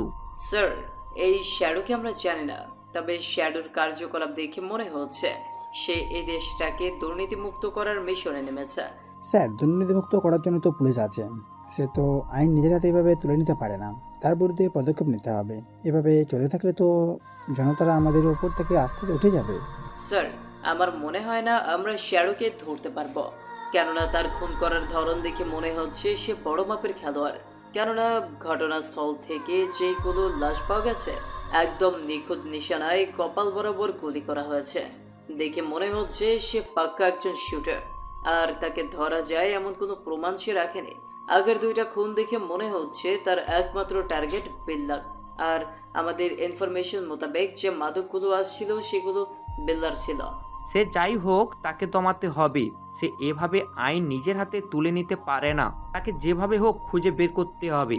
অন্যদিকে ফাইজ ঘুম থেকে উঠে ফ্রেশ হয়ে খাওয়া দাওয়া করে ফারিয়াকে নিয়ে কলেজের উদ্দেশ্যে রওনা দেয়। আপনাদের বলে রাখি, এই কয়দিনে ফাইজ তাদের পরিবারের সাথে ভালো মতো মিশে গেছে, কিন্তু এখনও রুবিনার মায়ের মুখোমুখি হয়নি। তার কিছুক্ষণ পর কলেজে পৌঁছে যায়। নিজাম কলেজ একটি হায়দ্রাবাদের শীর্ষ 10টি ডিগ্রি কলেজের মধ্যে 1 নম্বরে অবস্থান করছে। এটি হায়দ্রাবাদের নামকরা শিক্ষা প্রতিষ্ঠান। এখানে সব বড়লোকের ছেলেমেয়েরা পড়াশোনা করে। এখানে হয়তো হাতে গোনা কয়েকজন আছে যারা গরিব। ভালো রেজাল্ট থাকার ফলে গ্রাম থেকে এসে এই কলেজে পড়ার সুযোগ পেয়েছে। ফাইজ গাড়ি নিয়ে গেট দিয়ে ঢুকতে তার চোখ যায় শহীদ মিনারের দিকে। সেখানে বসে কয়েকটা ছেলে ক্লাসের দিকে যাও ছেলে মেয়েদেরকে সবাইকে র্যাক দিচ্ছে। মেয়েগুলোর ওড়না ধরে টানাটানি করছে। ফাইজ পার্কিংয়ে গাড়িটা পার্ক করে, আজকে ফারিয়ার তেমন একটা ক্লাস নেই, তাই ফাইজকে কিছু সময় অপেক্ষা করতে বলে ক্লাসরুমের দিকে যেতে লাগে। ফাইজ গাড়িতে হেলান দিয়ে সেই র্যাক করা ছেলেগুলোর কর্মকাণ্ড দেখছে। চলুন ছেলেগুলোর পরিচয় জেনে আসি। ছেলেগুলোর নাম হলো রাজীব, রবি, রকি, রাজু। রাজীব হলো এ শহরের বর্তমান মন্ত্রী রাজেন্দ্র সাহেবের একমাত্র ছেলে, আর রবি, রকি, রাজু হলো রাজীবের বন্ধু। এরা নামের এই কলেজের স্টুডেন্ট, কিন্তু এর বাইরে তাদের আলাদা একটা রূপ আছে। রাজীবের বাবা মন্ত্রী হওয়ায় কেউ কিছু বলতে পারে না, এমনকি কলেজের শিক্ষকদেরকেও সম্মান করে না রাজীব। একবার তো প্রিন্সিপাল এদের বাধা দিতে আসছিল, কিন্তু রাজীব সেদিন সবার সামনে প্রিন্সিপালকে মেরেছিল আর কান ধরে 2 ঘন্টা যাবৎ দাঁড় করিয়ে রাখছিল। সেদিনের পর থেকে কেউ তাদের কিছু বলতে সাহস পায় না। ফারে তাদের সামনে দিয়ে যাচ্ছিল। রবি বলে উঠল, ভাই ভাই, ওই দেখেন ভাবি আসছে। আজকে কিন্তু ভাবিকে হেভি লাগছে। এই বেটা, ও তোর ভাবি লাগে, সম্মান দিয়ে কথা বলবি। নেক্সট টাইম যেন এমন ভুল না হয়। ফারিয়া তাদের কথাই কান না দিয়ে ভেতরের দিকে যেতে লাগলো। হঠাৎ একটা লোক দৌড়ে আসলো রাজীবের কাছে আর হাঁপাতে হাঁপাতে বলতে লাগলো, ভাই সর্বনাশ হয়ে গেছে। আমাদের যে মালগুলো রিসিভ করার কথা ছিল সেগুলো কেউ সেই লেকের ধারে পানিতে ফেলে দিয়েছে, আর সেখানে আমাদের যে লোকগুলো ছিল তাদের সবাইকে গুলি করে মেরে দিয়েছে, আর বড় বড় করে কপালে লিখে দিয়েছে শ্যাডো। কি, আমার এত টাকার মাল সব পানিতে ফেলে দিয়েছে আর আমাদের সব লোকদের মেরে দিয়েছে? কি বলিস সব? তোর মাথা ঠিক আছে নাকি? রাতের নেশাটা এখন কাটেনি? এই শহরে কার বুকের পাঠা আছে যে আমার লোকেদের মারবে? সত্যি বলছি ভাই, দাঁড়ান আমি দেখাচ্ছি। এই বলে লোকটা পকেট থেকে ফোন বাই করে নিউজ লাগিয়ে রাজীবের হাতে দিল। নিউজ দেখে রাজীবের চোখ রাগে লাল হয়ে গেছে। সে নিজের রাগ কন্ট্রোল করতে না পেরে ফোনটা ছুঁড়ে মারল। সাথে সাথে ফোনটা ভেঙে খণ্ড খণ্ড হয়ে গেল আর রাজীব চিৎকার করে বলল, কার এত বড় সাহস আমার এত টাকার মাল এভাবে ধ্বংস করে দিল? কি এত শ্যাডো? খোঁজ লাগা তোরা, আমি দেখতে চাই ও শ্যাডো কে। রাজীব আর কলেজে এক মুহূর্ত দাঁড়ালো না, রেগে কলেজ থেকে বেরিয়ে যেতে লাগলো। পিছন থেকে রবি, রনি, রাজু অনেকবার ডেকেছিল, কিন্তু কারোর কথা শুনেনি। তারা বুঝে যায় একে আর এভাবে ডাকলে শুনবে না, তাই পিছন পিছন তারাও বেরিয়ে যায় কলেজ থেকে। রাজীব কলেজ থেকে বেরিয়ে সোজা তার বাবার কাছে চলে যায়। তার বাবা সে সময় বিধানসভায় বসে মিটিং করছিল। সে বিধানসভায় ঢুকতে যাবে, তখনই সিকিউরিটি গার্ড তাকে বাধা দেয়। রাজীব রক্তবর্ণ চোখে গার্ডের দিকে তাকায় আর বলে, দেখ, এমনিতে মটকা গরম আছে, আর গরম করিস না, না হলে এখানেই মাথার খুলি উড়িয়ে দিব। রাজীবের চোখ দেখে গার্ড অনেক ভয় পেয়ে যায়, তাই রাজীবকে ভিতরে ঢুকতে দেয়। রাজীব ভিতরে ঢুকে সোজা তার বাবার কাছে গিয়ে রাগী গলায় বলে, বাবা, কে এই শ্যাডো যার এত বড় সাহস আমার এত টাকার মাল এভাবে ধ্বংস করে দিল? যেভাবেই হোক আমি তাকে আমার সামনে চাই। রাজীবের বাবা রাজেন্দ্র সাহেব তার ছেলের এমন রাগান্বিত চেহারা দেখে তাকে নিয়ে একটু সাইডে যায়। এরপর বলে, দেখ, এ সময় মাথা গরম করলে চলবে না, ঠান্ডা মাথায় কাজ করতে হবে। আমিও সকালে নিউজ দেখলাম, লালাভাই বর্তমানে এসব ছোটোখাটো বিষয় নিয়ে ঝামেলা করতে বারণ করেছে। সামনে একটা বড় ডিল আছে, সেটা শেষ হোক, তারপর দেখা যাবে ওই শ্যাডোকে। তুই এখন বাড়িতে যা, আমি মিটিং শেষ করে বাড়ি ফিরবো। কথা বলবো তোর সাথে। রিপিট। রাজীব সেখানে আর কিছু বলল না, সেখান থেকে বেরিয়ে সোজা বাড়িতে চলে গেল। এতক্ষণ রাজীবের বন্ধুরা বাইরে দাঁড়িয়েছিল। রাজীবকে বেরোতে দেখে তারা এগিয়ে এসে কথা বলতে চাইল। রাজীব তাদেরকে না দেখার ভান করে চলে গেল। পিছন পিছন তারাও যে যার বাড়িতে চলে গেল। অন্যদিকে ফাইজ দূর থেকে এদের কর্মকাণ্ড দেখে নিজের অজান্তে হেসে ওঠে। কিছুক্ষণ পর ফারিয়া ক্লাস থেকে বেরিয়ে আসে। গাড়ির কাছে আসতেই ফাইজ গাড়ির দরজা খুলে দেয়। ফাইজ গাড়িতে উঠে গাড়ি স্টার্ট দেয় এবং কলেজ থেকে বেরিয়ে যায়। ফারিয়া জানাল দিয়ে আনমনে তাকিয়ে আছে বাইরের দিকে। হঠাৎ ফাইজের চোখ যায় লুকিং গ্লাসের দিকে। লুকিং গ্লাসে দেখে ফারিয়া বাইরের দিকে তাকিয়ে কি যেন ভাবছে। ফাইজ ফারিয়াদের বাড়িতে আসার পর থেকে সেরকমভাবে কখনো দেখেনি ফারিয়াকে। ফারিয়ার সামনে সে সবসময় মাথা নিচু করে থাকতো, কিন্তু আজকে লুকিং গ্লাসে ফারিয়াকে দেখে চোখ সরাতে পারছে না। অসম্ভব মায়াবী লাগছে ফারিয়াকে। বাতাসে ফারিয়ার চুলগুলো উঠছে আর ফারিয়া বারবার চুলগুলো ঠিক করছে। ফাইজের ফারিয়ার দিকে তাকিয়ে থাকতে কেন জানি ভালো লাগছে, চোখ সরাতে ইচ্ছে করছে না। হঠাৎ ফাইজে কিছু একটা মনে হতে সে চোখ নামিয়ে নেয়। ফাইজ ফারিয়াকে উদ্দেশ্য করে বলে, আপনি আপনার ভাইয়াকে কলেজের এই বিষয়টা বলছেন না কেন? কোন বিষয়? বুঝতে পারছেন না নাকি বুঝেও না বোঝার ভান করছেন? হাজব তো, ভালো করে না বললে বুঝবো কি করে? কলেজের ইপটিজিংয়ের কথাটা বলছেন না কেন ভাইয়াকে? আপনি চেনেন ছেলেটাকে? তার বাবাকে? জি না। কে ছেলেটা আর তার বাবাকে? তাছাড়া তাদের চেনে আমার কি কাজ? ছেলেটা হলো রাজীব চৌধুরী, এই শহরের বর্তমান মন্ত্রী রাজেন্দ্র সাহেবের ছেলে। তাতে কি হয়েছে? আমার ভাইয়া খুব রাগী একজন মানুষ।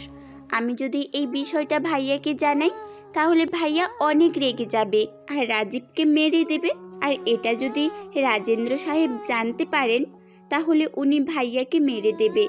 রাজেন্দ্র সাহেব খুব খারাপ একজন মানুষ, আর তাছাড়া উনি এই শহরের মন্ত্রীও। আমি চাই না আমার ভাইয়ার কিছু হোক। আমি যখন খুব ছোট ছিলাম তখন নাকি আমার মা বাবা কার অ্যাক্সিডেন্টে মারা যায়, আর তখন থেকেই ভাইয়া আমাকে বাবা মায়ের আদর স্নেহ দিয়ে বড় করেছে। কখনো কোনো কিছুর অভাব বুঝতে দেয়নি আমাকে। আমি চাই না আমার ভাইয়ার কিছু হোক, কেননা এই পৃথিবীতে যে ভাইয়া ছাড়া আমার আর কেউ নেই। আপনি হয়তো ভুলে যাচ্ছেন, আপনার ভাইয়া একজন ট্রেনিং প্রাপ্ত উচ্চপদস্থ পুলিশ অফিসার। আমি কিচ্ছু ভুলিনি। আপনি হয়তো রাজেন্দ্র সাহেবকে চেনেন না। রাজেন্দ্র সাহেব একজন মুখোশের আড়ালে থাকা জানোয়ার। তার কুকর্মের কথা এই শহরের কম বেশি সবাই জানে, কিন্তু কেউ ভয়ে মুখ খোলে না। এই কয়েকদিন আগে ভাইয়া বর্তমান যে পদে আছে সেই পদে থাকা একজন পুলিশ অফিসার তার বিরুদ্ধে প্রমাণ নিয়ে তাকে অ্যারেস্ট করতে গিয়েছিল। এরপর ওই পুলিশ অফিসারের আর কোনো খোঁজ পাওয়া যায়নি। ফাইজ ফারিয়ার কথা শুনে মুচকি হাসলো, আর কিছু বলল না। কিছু সময় পর তারা বাড়ি পৌঁছে গেল। ফাইজ ফারিয়াকে নামিয়ে দিয়ে গাড়ি পার্ক করতে গেল। ফারিয়াকে কলিং বেল বাজেতেই রুবিনা এসে দরজা খুলে দিল। ফারিয়া ভিতরে ঢুকে তার রুমে গেল। ফাইজও তার রুমে চলে গেল। রাহুল এখনো অফিস থেকে আসেনি। সকালের ঘটনাটা নিয়ে অনেক চাপের মধ্যে আছে রাহুল। ফাইজ রুমে ঢুকে ফ্রেশ হতে গেল। ফ্রেশ হয়ে বিছানায় বসে পড়ল। সেদিন রাহুল তাকে একটা মোবাইল কিনে দিয়েছিল, কিন্তু সে এখনো মোবাইলটা খুলে দেখেনি। সে বিছানায় বসে মোবাইলটা আনবক্সিং করলো। এরপর তার পকেটে থাকা ছোট্ট একটা বাটন ফোন বাইর করলো। এই ফোনের বিষয়ে কেউ জানে না। বাটন ফোন তাতে চার্জ না থাকার জন্য সুইচ অফ ছিল। সে ফোনটা বাইর করে সেখানে থাকা সিম কার্ডটা নতুন ফোনে লাগালো। সিম কার্ড লাগানোর সাথে সাথেই অনেকগুলো মিসড কলের নোটিফিকেশন আসতে লাগলো, কিন্তু সে কল ব্যাক করলো না। ফোনটা রেখে একটা ঘুম দিল। এক ঘুমে বিকেল হয়ে গেল। ততক্ষণে রাহুলও চলে আসলো। রাহুল এসে ফ্রেশ হয়ে ফাইজকে খাবারের জন্য ডেকে নিয়ে গেল। খাওয়া দাওয়া করে ড্রয়িং রুমে বসে কিছুক্ষণ গল্প করলো। গল্পের ফাঁকে ফাইজ বলে উঠল, আচ্ছা ভাবি, আসার পর থেকে তো আপনার মাকে দেখতে পাচ্ছি না, কি হয়েছে ওনার? আসলে ভাইয়া মা কয়েকদিন যাবৎ কিছুটা অসুস্থ, তাই নিচে আসে না। কি হয়েছে ওনার? তেমন কিছু না, আসলে বয়স হয়েছে তো, তাই আর কি 2-1 দিন পর পর অসুস্থ হয়ে পড়ে। আচ্ছা, ওনার রুমটা কোনটা? উপরে গিয়ে ডান পাশে 3 নম্বর রুমটাতে মা থাকেন। আচ্ছা, আমি তাহলে গিয়ে একটু দেখা করে আসি। এখন হয়তো ঘুমোচ্ছে, এখন থাক, পরে এক সময় যেও। আচ্ছা ঠিক আছে। কথা বলার মাঝে রাহুল বলে উঠল, আচ্ছা ফাইজ, চলো তোমাকে আজকে এক জায়গায় নিয়ে যাব। কোথায় যাবেন ভাইয়া? গেলেই বুঝতে পারবে। আচ্ছা ঠিক আছে, চলুন। এরপর রাহুল ফাইজকে নিয়ে বেরিয়ে পড়লো। ফাইজ ড্রাইভ করছে আর রাহুল পাশে বসে আছে। রাহুল বলতে লাগলো, ফায়েজ, জানো ডিপার্টমেন্ট থেকে আমার উপর অনেক চাপ সৃষ্টি করছে। একদিকে লালা গ্যাংকে ধরার, অন্যদিকে এই শ্যাডোকে ধরার। আমি কি রেখে কি করব বুঝে উঠতে পারছি না। লালা গ্যাংয়ের বর্তমান লোক সংখ্যা অনেক কমে আসছে। শ্যাডো গ্যাংয়ের লোক লালা গ্যাংটাকে ধ্বংস করতে উঠে পড়ে লেগেছে। আর অন্যদিকে পুলিশ ডিপার্টমেন্ট আমাকে চাপ দিচ্ছে শ্যাডো গ্যাংকে ধরার জন্য। ভাইয়া, আমার জানা মতে তো শ্যাডো গ্যাং কারোর ক্ষতি করে না, অন্যায়ের বিরুদ্ধে প্রতিবাদ করে। আরে তুমি বুঝতে পারছো না? আমি মানছি সে যেটা করছে ভালো করতেছে, কিন্তু সে আইন তো এভাবে নিজের হাতে তুলে নিতে পারে না। অপরাধীকে ধরার জন্য তো দেশে পুলিশ প্রশাসন আছে। এতদিন আপনাদের পুলিশ অফিসার কি করেছে ভাইয়া? নাকে তেল দিয়ে ঘুমিয়েছিল নাকি? ফাইজের কণ্ঠে রাগী ভাব দেখে রাহুল একটু অবাক হয়ে যায়। ফাইজ বুঝতে পারে সে বেশি বেশি করছে একটু, তাই নিজেকে কন্ট্রোল করে। রাহুলের দেখানো পথ অনুযায়ী তারা শহর থেকে কিছুটা জঙ্গলে ঢুকে যায়। কিছু দূর যাওয়ার পর তার একটা পুলিশ ক্যাম্পে ঢুকে যায়। এখানে যারা নতুন পুলিশে জয়েন করে তাদেরকে সব ধরনের ট্রেনিং দেওয়া হয়, যেমন পিস্তল চালানো, হ্যান্ড টু হ্যান্ড ফাইট করা ইত্যাদি। ফাইজ পার্কিংয়ে গাড়িটা দাঁড় করায়, এরপর গাড়ি থেকে নামে। এরপর রাহুল সেখানে থাকা ট্রেনিং স্যারকে ডাকে আর তাকে সব কিছু শেখাতে বলে। এরপর ট্রেনিং স্যার ফাইজকে নিয়ে যায়। রাহুল সেখানে থাকা রেস্ট রুমে চলে যায় আর রেস্ট করতে থাকে। এদিকে ফাইজকে এক এক করে শেখানো হচ্ছে। ফাইজ অল্পতেই সব কিছু শিখে ফেলে, কেননা ফাইজ আগে থেকে আর বললাম না, গল্পের সাথে থাকলে জানতে পারবেন। সন্ধ্যার দিকে তারা বাড়ি চলে আসে। বাড়ি এসে কিছুক্ষণ গল্প করে, এরপর রাতের খাওয়া দাওয়া করে যে যার রুমে চলে যায়। রাত 9টা বাজে। হঠাৎ একজন আগন্তুকের ফোন বেজে ওঠে। আগন্তুক ফোনটা কানে ধরে ওপাশ থেকে বলে, কেমন আছিস বাবা? ভালো আছি চাচা, ওইদিকের কি খবর? সবাই কেমন আছে? আমরা ভালো আছি। কাজ কত দূরে গেলো?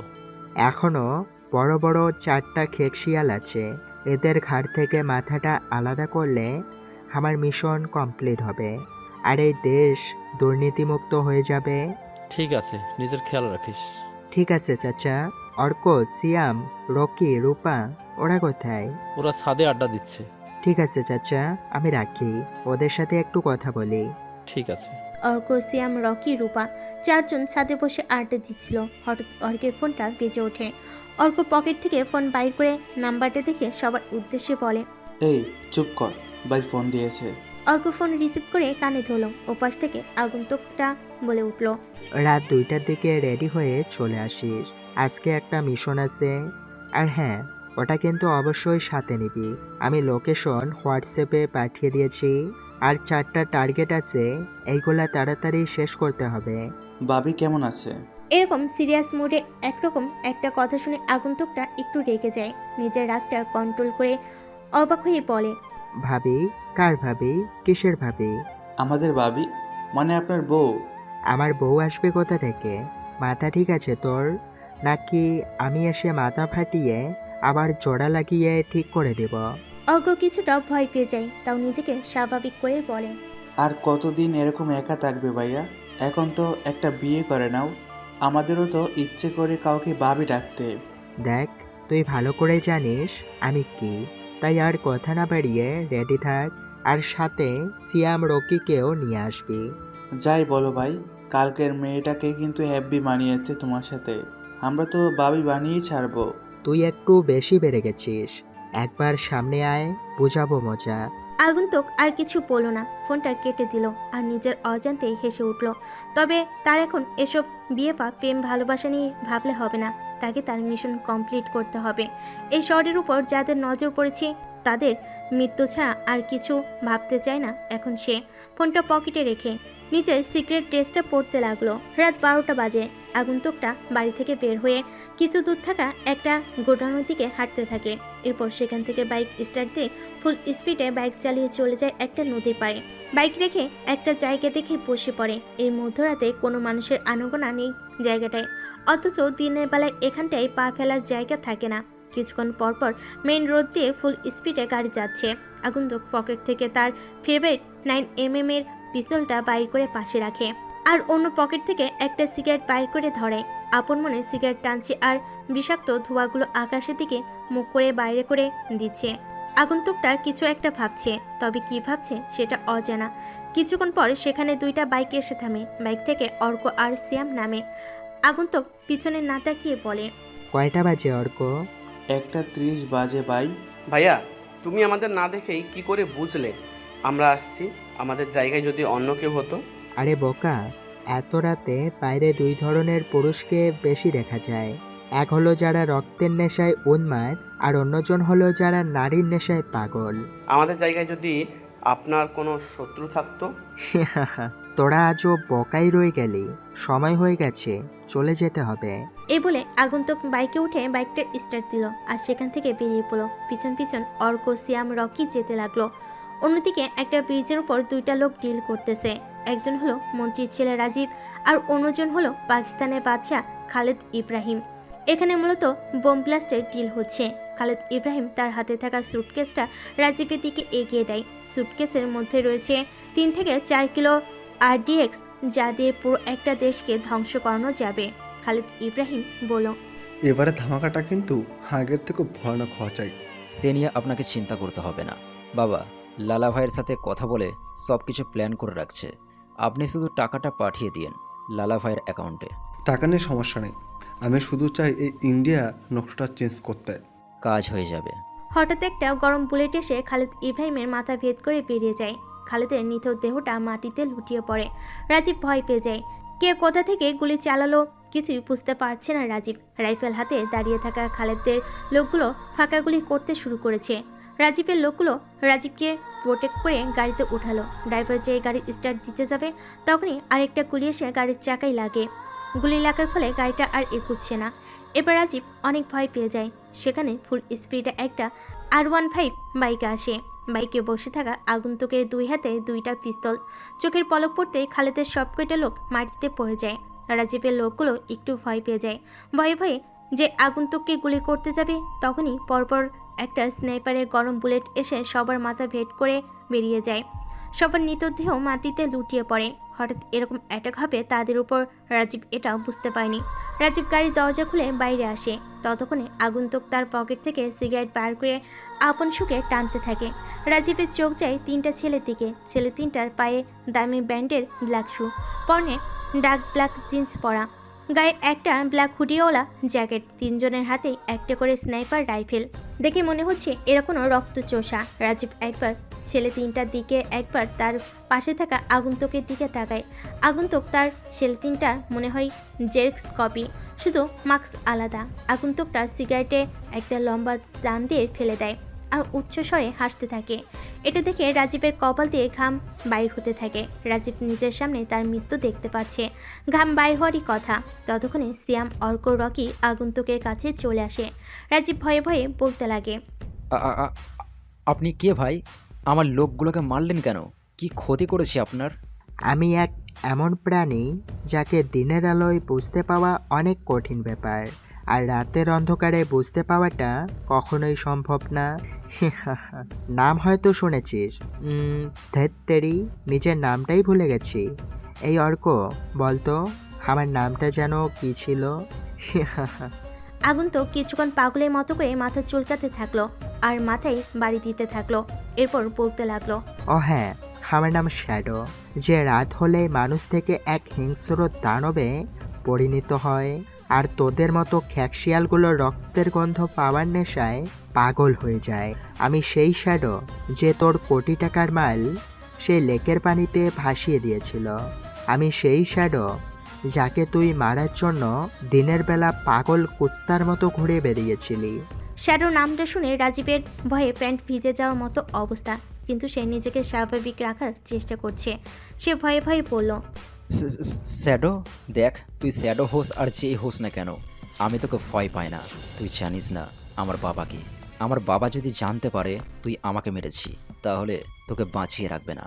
আমার বাবার কিন্তু আন্ডারওয়ার্ল্ডের গ্যাংস্টার কিং বিল্লা ভাও এর সাথে কাজ করে। আমি কোনো গ্যাংস্টার নই, তবে হ্যাঁ, আমি হলাম এমন এক হিংস্র প্রাণী যার সামনে তোদের মতো 100টা গ্যাংস্টারও লেজ গুটিয়ে পালিয়ে যায়। যে গ্যাং নিয়ে আসে তাকে বলা হয় গ্যাংস্টার, আর যে একা আসে মনস্টার। হাই, আমি মনস্টার। সিয়াম, অর্ক, রকি এরাও একটু ভয় পেয়ে যায় আগন্তুককে দেখে। এর আগে কখনো এতটা ভয়ঙ্কর রূপে দেখেনি তারা। এর আগেও তো অনেকগুলো খুন করেছে, কিন্তু কখনো এতটা হিংস্র হয়নি আগন্তুক। তবে আজকে এমনটা হওয়ার কারণটা বুঝে উঠতে পারছে না তারা। এদিকে রাজীবের তো ভয়ে প্যান্ট নষ্ট করে দেওয়ার মতো অবস্থা। রাজীব আবারও বলল, প্লিজ ভাই, আমাকে মারবেন না, আমাকে এবারের মতো মাফ করে দেন। আমি আর কখনো কোনো খারাপ কাজ করব না। এই শ্যাডোর সামনে থেকে তার কোনো শত্রু এখন পর্যন্ত বাঁচতে পারেনি।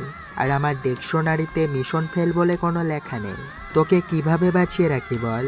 পিস্তলের গুলি যেমন কোনো একটা বস্তুকে টার্গেট করে ছুড়লে সেটা আর ফিরে আসে না, ঠিক তেমনই এই শ্যাডো যাকে একবার টার্গেট করে দ্বিতীয়বার তাকে আর সুযোগ দেয় না। যাই হোক, ভালো থাকিস ওপারে। এটা বলার সাথে সাথেই আগন্তুকের হাতে থাকা পিস্তল থেকে একটা গরম বুলেট বাইর হয়ে আর রাজীবের কপাল ভেদ করে বেরিয়ে যায়। আর রাজীবের নিতর দেহটা মাটিতে লুটিয়ে পড়ে। অর্ক, সবগুলো লাশ গুম করে দিবি আর রাজীবের লাশটা জায়গা মতো রেখে দিবি। আর হ্যাঁ, নামটা লিখতে ভুলবে না কিন্তু। এটা বলে আগন্তুক বাইকে উঠে স্টার্ট দিয়ে ফুল স্পিডে বাইক চালিয়ে চলে যায়। সিয়াম, অর্ক, রকি তিনজনই লেগে পড়ে তাদের কাজে। সবগুলো লাশ ব্রিজ থেকে ফেলে দেয় পানিতে। আর রাজীবের লাশের কপালে বড় বড় করে শ্যাডো লিখে লাশটা নিয়ে গিয়ে জায়গা মতো রেখে দেয়। পরের দিন স্বরাষ্ট্রমন্ত্রী রাজেন্দ্র সাহেবের হাতে ফোন দিয়ে ড্রয়িং রুমের মধ্যে পায়চারি করছে। তার একটা কাজ থাকে, সে ডিল করতে যেতে পায়নি, তাই রাজীবকে পাঠিয়েছে ডিল করতে। কিন্তু সকাল 10টা বাজে, রাজীবের কোনো খোঁজ খবর নেই, ফোনটাও বন্ধ দেখাচ্ছে। এটা নিয়ে রাজেন্দ্র সাহেবকে অনেক টেনশনে দেখা যাচ্ছে।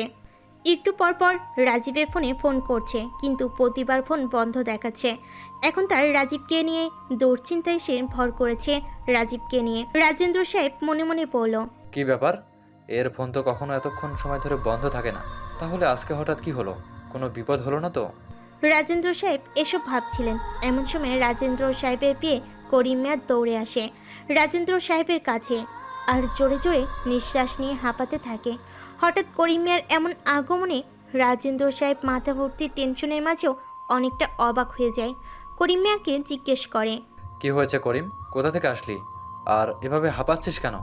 স্যার, সর্বনাশ হয়ে গেছে। কি হয়েছে আর এভাবে কথা বলছিস কেন? স্যার, ছোট স্যারকে কারা যেন মেরে কলেজ মাঠে সেই কদম গাছে ঝুলিয়ে রাখছে। এটা শোনার জন্য মোটো প্রস্তুত ছিল না রাজেন্দ্র সাহেব। কথাটা শুনে সেখানেই ফ্লোরে বসে পড়ে নিজের কানকে বিশ্বাস করতে পারছে না। একমাত্র ছেলের এমন নির্মম মৃত্যুর কথা শুনে কিভাবে একজন বাবা হয়ে নিজেকে ঠিক রাখবে। রাজীবকে জন্ম দেওয়ার সময় তার মা মারা যায়। রাজীবের জীবনে কষ্ট কী জিনিস এটা কখনো বুঝতে দেয়নি রাজেন্দ্র সাহেব। যখন যা চেয়েছে তাই এনে দিয়েছে। আজ হঠাৎ একমাত্র ছেলের মৃত্যুর কথা শুনে নিজেকে ঠিক রাখতে পারছে না, পাগলের মতন আচরণ করতে থাকে। অনেক বুঝিয়ে করিম মিয়া কলেজে নিয়ে যায় রাজেন্দ্র সাহেবকে। কলেজ গেট দিয়ে ঢুকতেই দেখতে পায় তার ছেলের লাশ ঝুলে আছে গাছের সাথে। কয়েকজন পুলিশ অফিসার এবং কনস্টেবল মিলে তদন্ত করছে। হায়দ্রাবাদের বড় বড় নিউজ চ্যানেলে সাংবাদিকগুলো নিউজ করতেছে। ব্রেকিং নিউজ, কে বা কারা যেন স্বরাষ্ট্রমন্ত্রী ছেলে রাজীবকে মেরে হায়দ্রাবাদের শীর্ষ 1 নম্বরে থাকা নিজাম কলেজ মাঠের কদম গাছে ঝুলিয়ে রেখে চলে গেছে। আবার লাশের কপালে সেই বড় বড় করে লেখা শ্যাডো। কে এই শ্যাডো, এটা সবার অজানা। এমনকি পুলিশও এখনো পর্যন্ত শ্যাডোর কোনো খোঁজ খবর পায়নি। পুলিশ এখন পর্যন্ত তদন্ত করে যাচ্ছে, কিন্তু শ্যাডোকে ধরার কোনো ক্লু এখনো পর্যন্ত বের করতে পারেনি। পরবর্তী আপডেট পেতে অবশ্যই আমাদের চ্যানেলে চোখ রাখুন। ধন্যবাদ। সাংবাদিকরা রাজেন্দ্র সাহেবকে দেখতে পেয়ে তার কাছে যেতে নিলে গার্ডগুলো বাধা দেয়। তখনই কলেজের গেট দিয়ে আরেকটা প্রাইভেট গাড়ি ঢুকে। গাড়ি থেকে নেমে আসে ডিএসপি রাহুল। সেখানে সে স্বরাষ্ট্রমন্ত্রীকে দেখার পরও না দেখার ভান করে লাশের পাশে যায়। আর সেখানে থাকা পুলিশ অফিসারগুলো সবাই স্যালুট দেয় রাহুলকে দেখে। রাহুল পুলিশ অফিসারের সাথে টুকটাক কথা বলতে থাকে। সাংবাদিকরা রাহুলের কাছে যেতে নিলে কনস্টেবলটা বাধা দেয়। রাজেন্দ্র সাহেব নিজেকে কিছুটা স্বাভাবিক করে রাহুলের কাছে যায় আর রাগী কণ্ঠে বলে, আপনারা কি নাকে তেল দিয়ে ঘুমাচ্ছেন নাকি? এখন পর্যন্ত ওই শ্যাডোকে ধরতে পারছেন না? রাহুল মন্ত্রীকে সেখান থেকে কিছুটা দূরে নিয়ে গিয়ে বলে, দেখুন মিস্টার, নিজের রাগকে নিয়ন্ত্রণ করুন। আপনার এই রাগকে রাহুল ভয় পায় না। আর পুলিশকে তাদের ডিউটি শেখাতে আসবেন না। পুলিশকে ডিউটি না শিখিয়ে যদি নিজের ছেলেকে ভালো শিক্ষা দিয়ে মানুষের মতো মানুষ বানাতেন, তাহলে আজকের এই দিনটা দেখতে হতো না। তবে হ্যাঁ, আপনার জন্য একটা সারপ্রাইজ আছে, যেটা খুব তাড়াতাড়ি দিব। তবে এর আগে যদি আপনি শ্যাডোর টার্গেট হয়ে পড়েন, তাহলে সেটা আপনার ব্যাড লাক। তুমি হয়তো ভুলে যাচ্ছ আমি কে। আমি চাইলে তোমাকে এমন জায়গায় ট্রান্সফার করতে পারি যেখানে মাছি মারতে মারতে সারা জীবন পার করে দিতে হবে। আপনি এত বোকা কেন? আমি একবার ভাবি কোন শালা আপনাকে মন্ত্রীর গতিটা পাইয়ে দিয়েছে। যাই হোক, আপনি হয়তো ভুলে গেছেন, এবার আমাকে ডাইরেক্ট সেন্ট্রাল গভর্নমেন্টের পারমিশনে আমাকে ট্রান্সফার করা হয়েছে আপনার মতো নরপশু বিশ্বাসঘাতকগুলোকে শাস্তা করতে, যে কিনা নিচের দেশের ক্ষতি করতে একবারও ভাবে না। যাই হোক মিস্টার বিল্লার পোষা কুত্তা, দেখা হচ্ছে খুব তাড়াতাড়ি। রাজেন্দ্র রাহুলের এমন ব্যবহার দেখে অনেকটা রেগে যায়। রেগে রাহুলের বুকের কলার ধরতে কেউ ধরে না, কেননা এখানে অনেক নিউজ রিপোর্টার আছে। তাই সে চায় না এখনই সবার সামনে তার আসল রূপটা চলে আসুক। রাহুল একটা মুচকি হাসি দিয়ে সেখান থেকে চলে যায় রাজীবের লাশের পাশে। এরপর লাশটাকে নামানো হয় আর পোস্টমর্টমের জন্য পাঠিয়ে দেয়। রাজেন্দ্র সাহেবও লাশের সাথে সাথে চলে যায়। এদিকে আবার সাংবাদিকগুলো ঘিরে ধরে রাহুলকে, কিন্তু এবারের কনস্টেবলগুলো বাধা দেয় না। একজন সাংবাদিক প্রশ্ন করে, স্যার, কে এই শ্যাডো যে একের পর এক লোককে এরকম নির্মমভাবে হত্যা করতেছে? পুলিশের পদক্ষেপ নিচ্ছে শ্যাডোকে ধরার জন্য, আর কেনই বা এখনো পর্যন্ত ধরতে পারছে না ওই শ্যাডোকে? দেখুন, প্রথম কথা হলো শ্যাডোকে এখন পর্যন্ত জানা যায়নি। এটা নিয়ে আমরা তদন্ত করতেছি। আশা করা যায় খুব তাড়াতাড়ি তাকে আমরা ধরে ফেলব। আর সব থেকে বড় কথা, আইনের হাত থেকে এখন পর্যন্ত কোনো অপরাধী বাঁচতে পারেনি, আর ভবিষ্যতেও পারবে না, বিশেষ করে আমার হাত থেকে। শ্যাডো কি কোনো মাফিয়া গ্যাং নাকি? আমরা তদন্ত করে যতটুকু জানতে পেরেছি, এটা কোনো গ্যাং নয়। 2 থেকে 3 জন মিলে এই খুনগুলো করতেছে। সাংবাদিকগুলো আরও অনেক প্রশ্ন করছিল, কিন্তু রাহুল সেগুলো উত্তর না দিয়ে গাড়ি নিয়ে বেরিয়ে যায় কলেজের মাঠ থেকে। আজকে কলেজে এরকম একটা ঘটনা হয়, কলেজ বন্ধ। শহরে সবার মাঝে একটা আতঙ্ক বিরাজমান। পরবর্তীতে কখন কার লাশ কোথায় পাওয়া যায় এটা ভাবতেই গায়ের লোম দাঁড়িয়ে যাচ্ছে সবার। কিন্তু কেউ তো আর জানে না সাধারণ জনগণের কোনো ক্ষতি করবে না শ্যাডো। অন্যদিকে ফাইজ ঘুম থেকে উঠে ফ্রেশ হয়ে নিচে চলে আসে। নিচে এসে দেখে ড্রয়িং রুমে ফারিয়া রুবিনা বসে বসে টিভিতে নিউজ দেখছে। ফাইজ টিভিতে দেখানো নিউজটা দেখে মুচকি হাসে আর ফারিয়ার সামনে গিয়ে বলে, আজকে কলেজে যাবেন না? নিউজটা দেখে কি মনে হয় আজকে কলেজে ক্লাস হবে?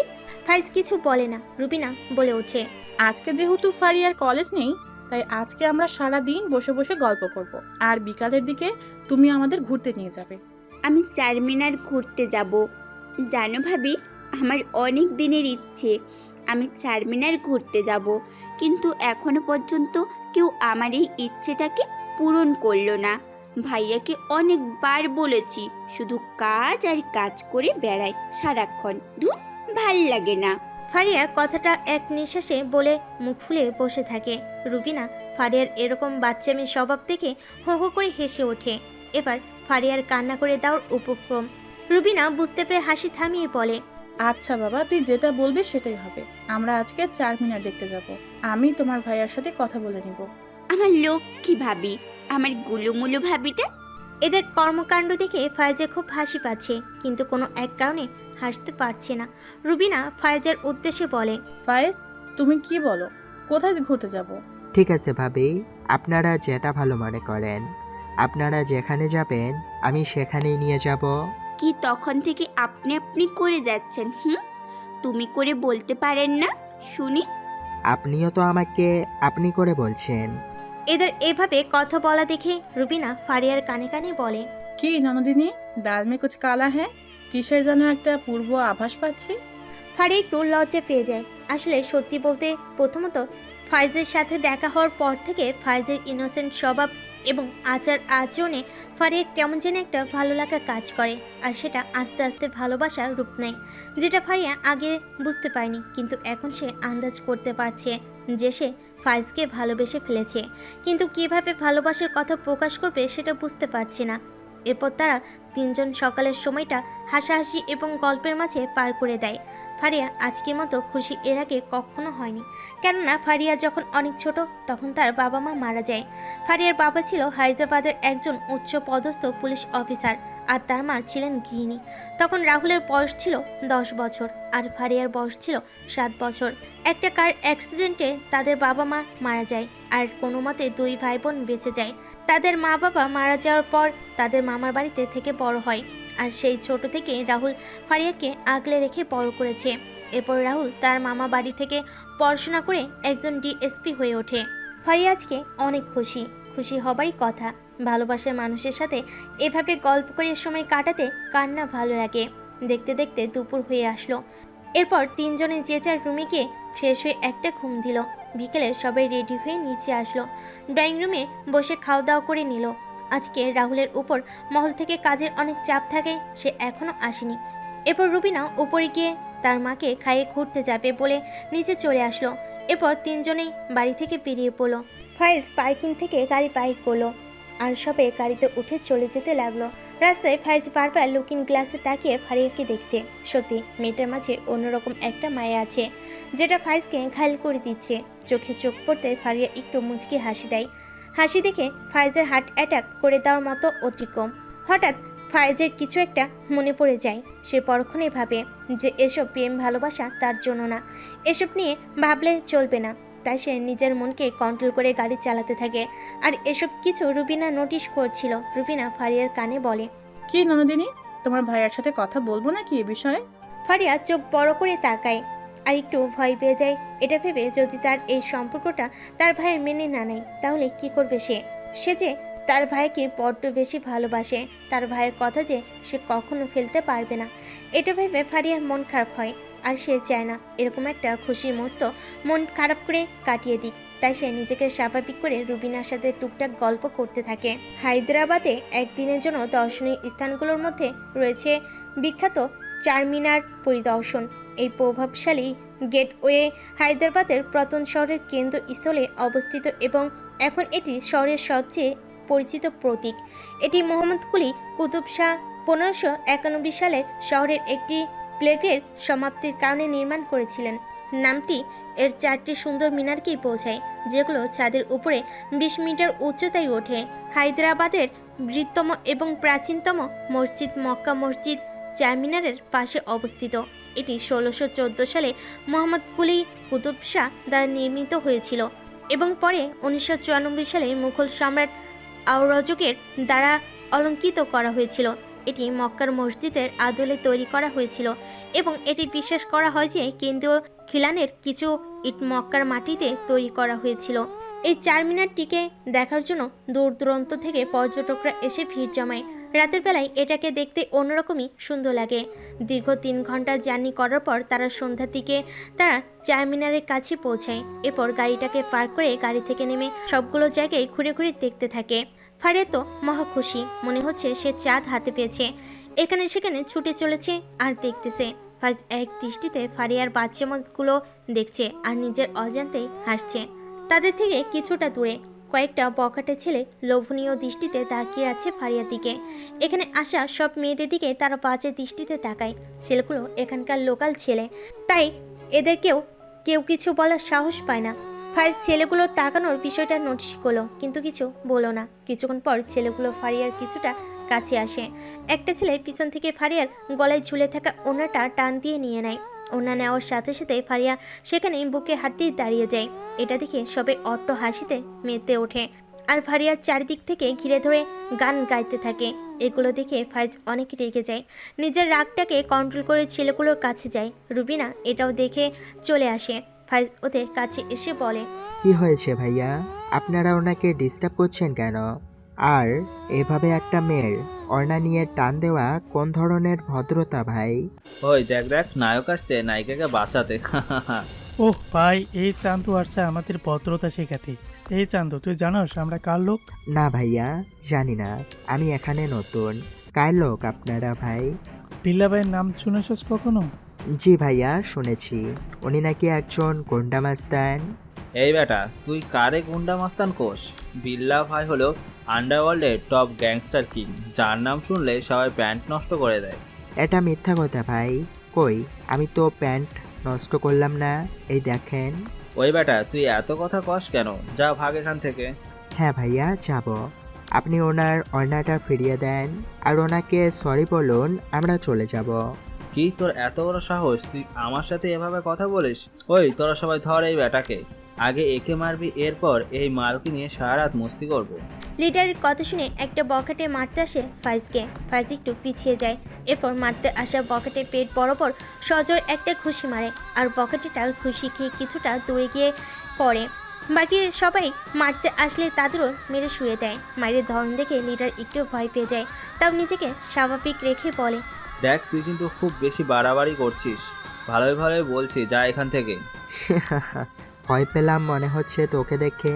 আরে বোকা, তোর সামনে তো তোর চেলাপেলাগুলোকে মেরে ফেলে রাখলাম, তাহলে তুই কোন ক্ষেত্রের মূল? তোকে আমি ভয় পাবো? বরং তোকে ভালোভাবে বলি, তুই অর্ণাটা ফিরিয়ে দিয়ে মাপ চেয়ে নে, পরে কিন্তু মাপ চাওয়ার সময় পাবি না। ফাইজের এমন ভয়ঙ্কর রূপ দেখে ফারিয়া একটু ভয় পেয়ে যায়। এখানে বকেটের লিডারটা ওনা ফিরিয়ে দিচ্ছে না দেখে, এটা দেখে ফাইজের প্রচণ্ড রাগ উঠে যায়। ফাইজ বকেটের লিডারের মাথা বরাবর জোরে একটা থাপা মারে, বকেটের লিডার সেখানেই পড়ে যায়। এরপর ওনাটা তুলে নিয়ে ফারিয়ার হাতে দিয়ে আসতে বলে, সে চলে যায়। ফারিয়া আর রুবিনা ফাইজের পিছন পিছন গাড়ির কাছে চলে যায় আর গাড়িতে উঠে পড়ে। বকেটিগুলোকে মারার দৃশ্যটা অনেক লোকই ক্যামেরা বন্দি করে নিয়েছে, এটাতে ফাইজের কোনো মাথা ব্যথা নেই। ফাইজ গাড়ি স্টার্ট দিয়ে সেখান থেকে বেরিয়ে পড়ে। রাস্তা কেউ কোনো কথা বলল না। বাড়ি যাওয়ার আগে একটা রেস্টুরেন্টে গাড়ি থামালো ফাইজ। এরপর সেখানে ঢুকে খাওয়া দাওয়া করে রাহুল আর রুবিনার মায়ের জন্য খাবার প্যাকিং করে নিয়ে বেরিয়ে পড়লো। কিছুক্ষণ পর বাড়িতে পৌঁছে গেল। ফাইজ তাদের নামিয়ে দিয়ে গাড়ি পার্ক করতে গেল।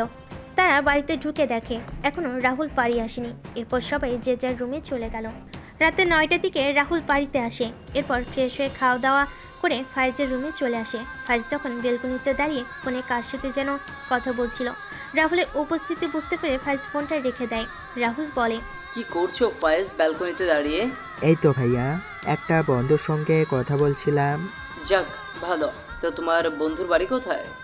নতুন বন্ধু হয়েছে ভাইয়া, বাড়ি জিজ্ঞাসা করা হয়নি এখনো।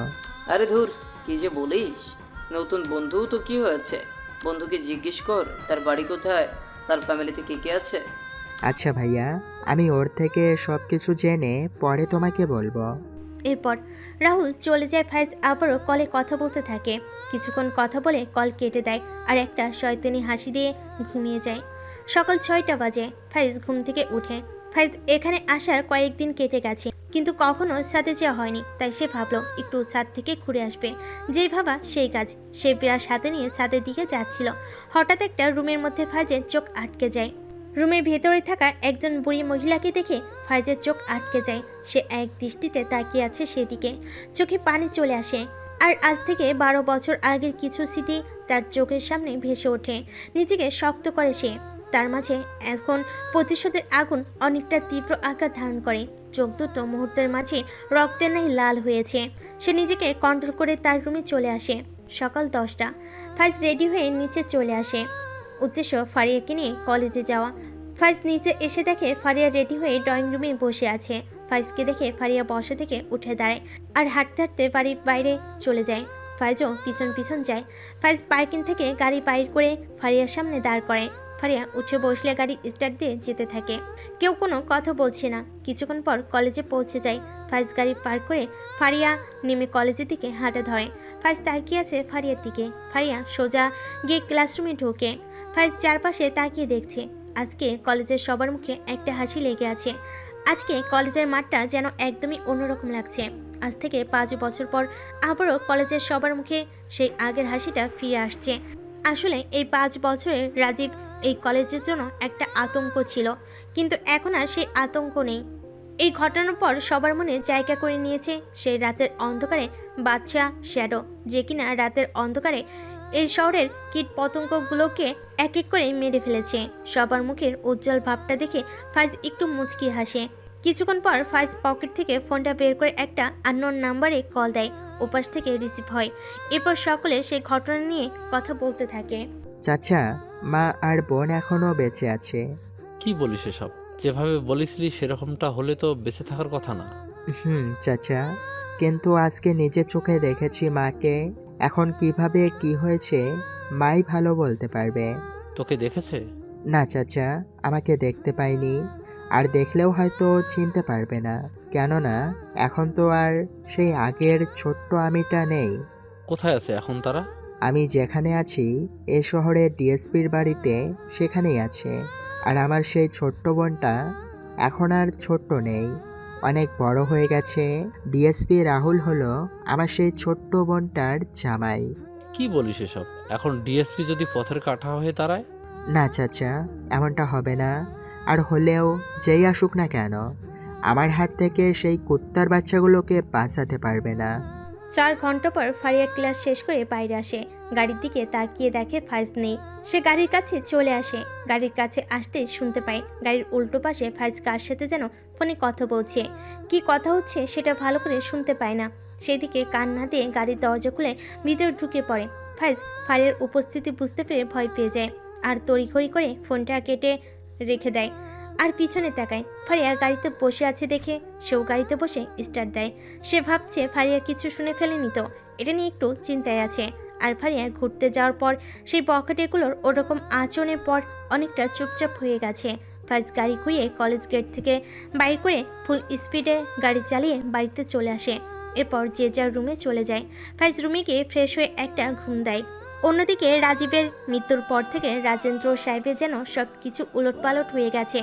একমাত্র ছেলের নির্মম মৃত্যুর শোক এখনো কেটে উঠতে পারেনি। কোনো কাজে মন দিতে পারছে না রাজেন্দ্র সাহেব। তারপর আবার শ্যাডো কোনো খোঁজখবর জানতে পেল না। রাজেন্দ্র সাহেব কল দেয় বিল্লাকে। ভাই, এত কিছুর পরেও আপনি কি করে চুপ করে আছেন? ওই শ্যাডো আমার একমাত্র ছেলেকে মেরে দিয়েছে। আপনার এত টাকার মাল সে সব পানিতে ফেলে দিয়েছে, এর পরেও আপনি চুপ করে থাকবেন? তুই কিছু জানতে পেরেছিস ওই শ্যাডোর ব্যাপারে? না ভাই, আমি কিছু জানতে পারিনি। আর ও এক এক করে আমাদের সব লোককে মেরে দিয়েছে। ঠিক আছে, আমি সামনের সপ্তাহে আসছি হায়দ্রাবাদ, তারপর দেখে নিচ্ছি ওই শ্যাডোকে। তুই সাবধানে থাকিস। ঠিক আছে ভাই। এটা বলে কল কেটে দেয় রাজেন্দ্র। আর ওইদিকে বিল্লা আর লালা হায়দ্রাবাদের আসার প্রস্তুতি নিতে থাকে। এতক্ষণ এদের কথাবার্তা শুনতে থাকে এক আগন্তুক। আসলে রাজেন্দ্র সাহেবের ফোন হ্যাক করা হয়েছে। সে কলে যার সাথে কথা বলুক না কেন, ফোনের ওপাশে তাদের বাহিরেও আরও একজন কথা শুনবে। আগন্তুকটা সব কিছু শুনে একটা শয়তানি হাসি দিয়ে ফোনটা পকেটে রেখে দেয়। আগামীতে কি হতে যাচ্ছে এটা সবার অজানা, তবে ভয়ানক কিছুর পূর্ব আভাস পাওয়া যাচ্ছে। আজকে রুবিনার মায়ের শরীরটা একটু ভালো লাগছে, সেজন্য উনি রুম থেকে বাইর হয় একটু। বিকেলের দিকে ফাইজ ঘুম থেকে উঠে ভাবে এখন একটু ছাদ থেকে ঘুরে আসা যাক। যেই ভাবা সেই কাজ। সে ছাদে যাওয়ার উদ্দেশ্যে বাইর হলো রুম থেকে বেরিয়ে রুবিনার মায়ের মুখোমুখি হয়। রুবিনার মা ফাইজকে দেখেই এক দৃষ্টিতে তাকিয়ে আছে ফাইজের দিকে। এমনভাবে তাকিয়ে আছে মনে হচ্ছে কতদিনের পূর্ব পরিচিত মুখ দেখছে। ফাইজও এক দৃষ্টিতে তাকিয়ে আছে। রুবিনার মা চোখ সরিয়ে বলতে লাগলো, কে তুমি বাবা? তোমাকে তো আগে কখনো দেখিনি এই বাড়িতে।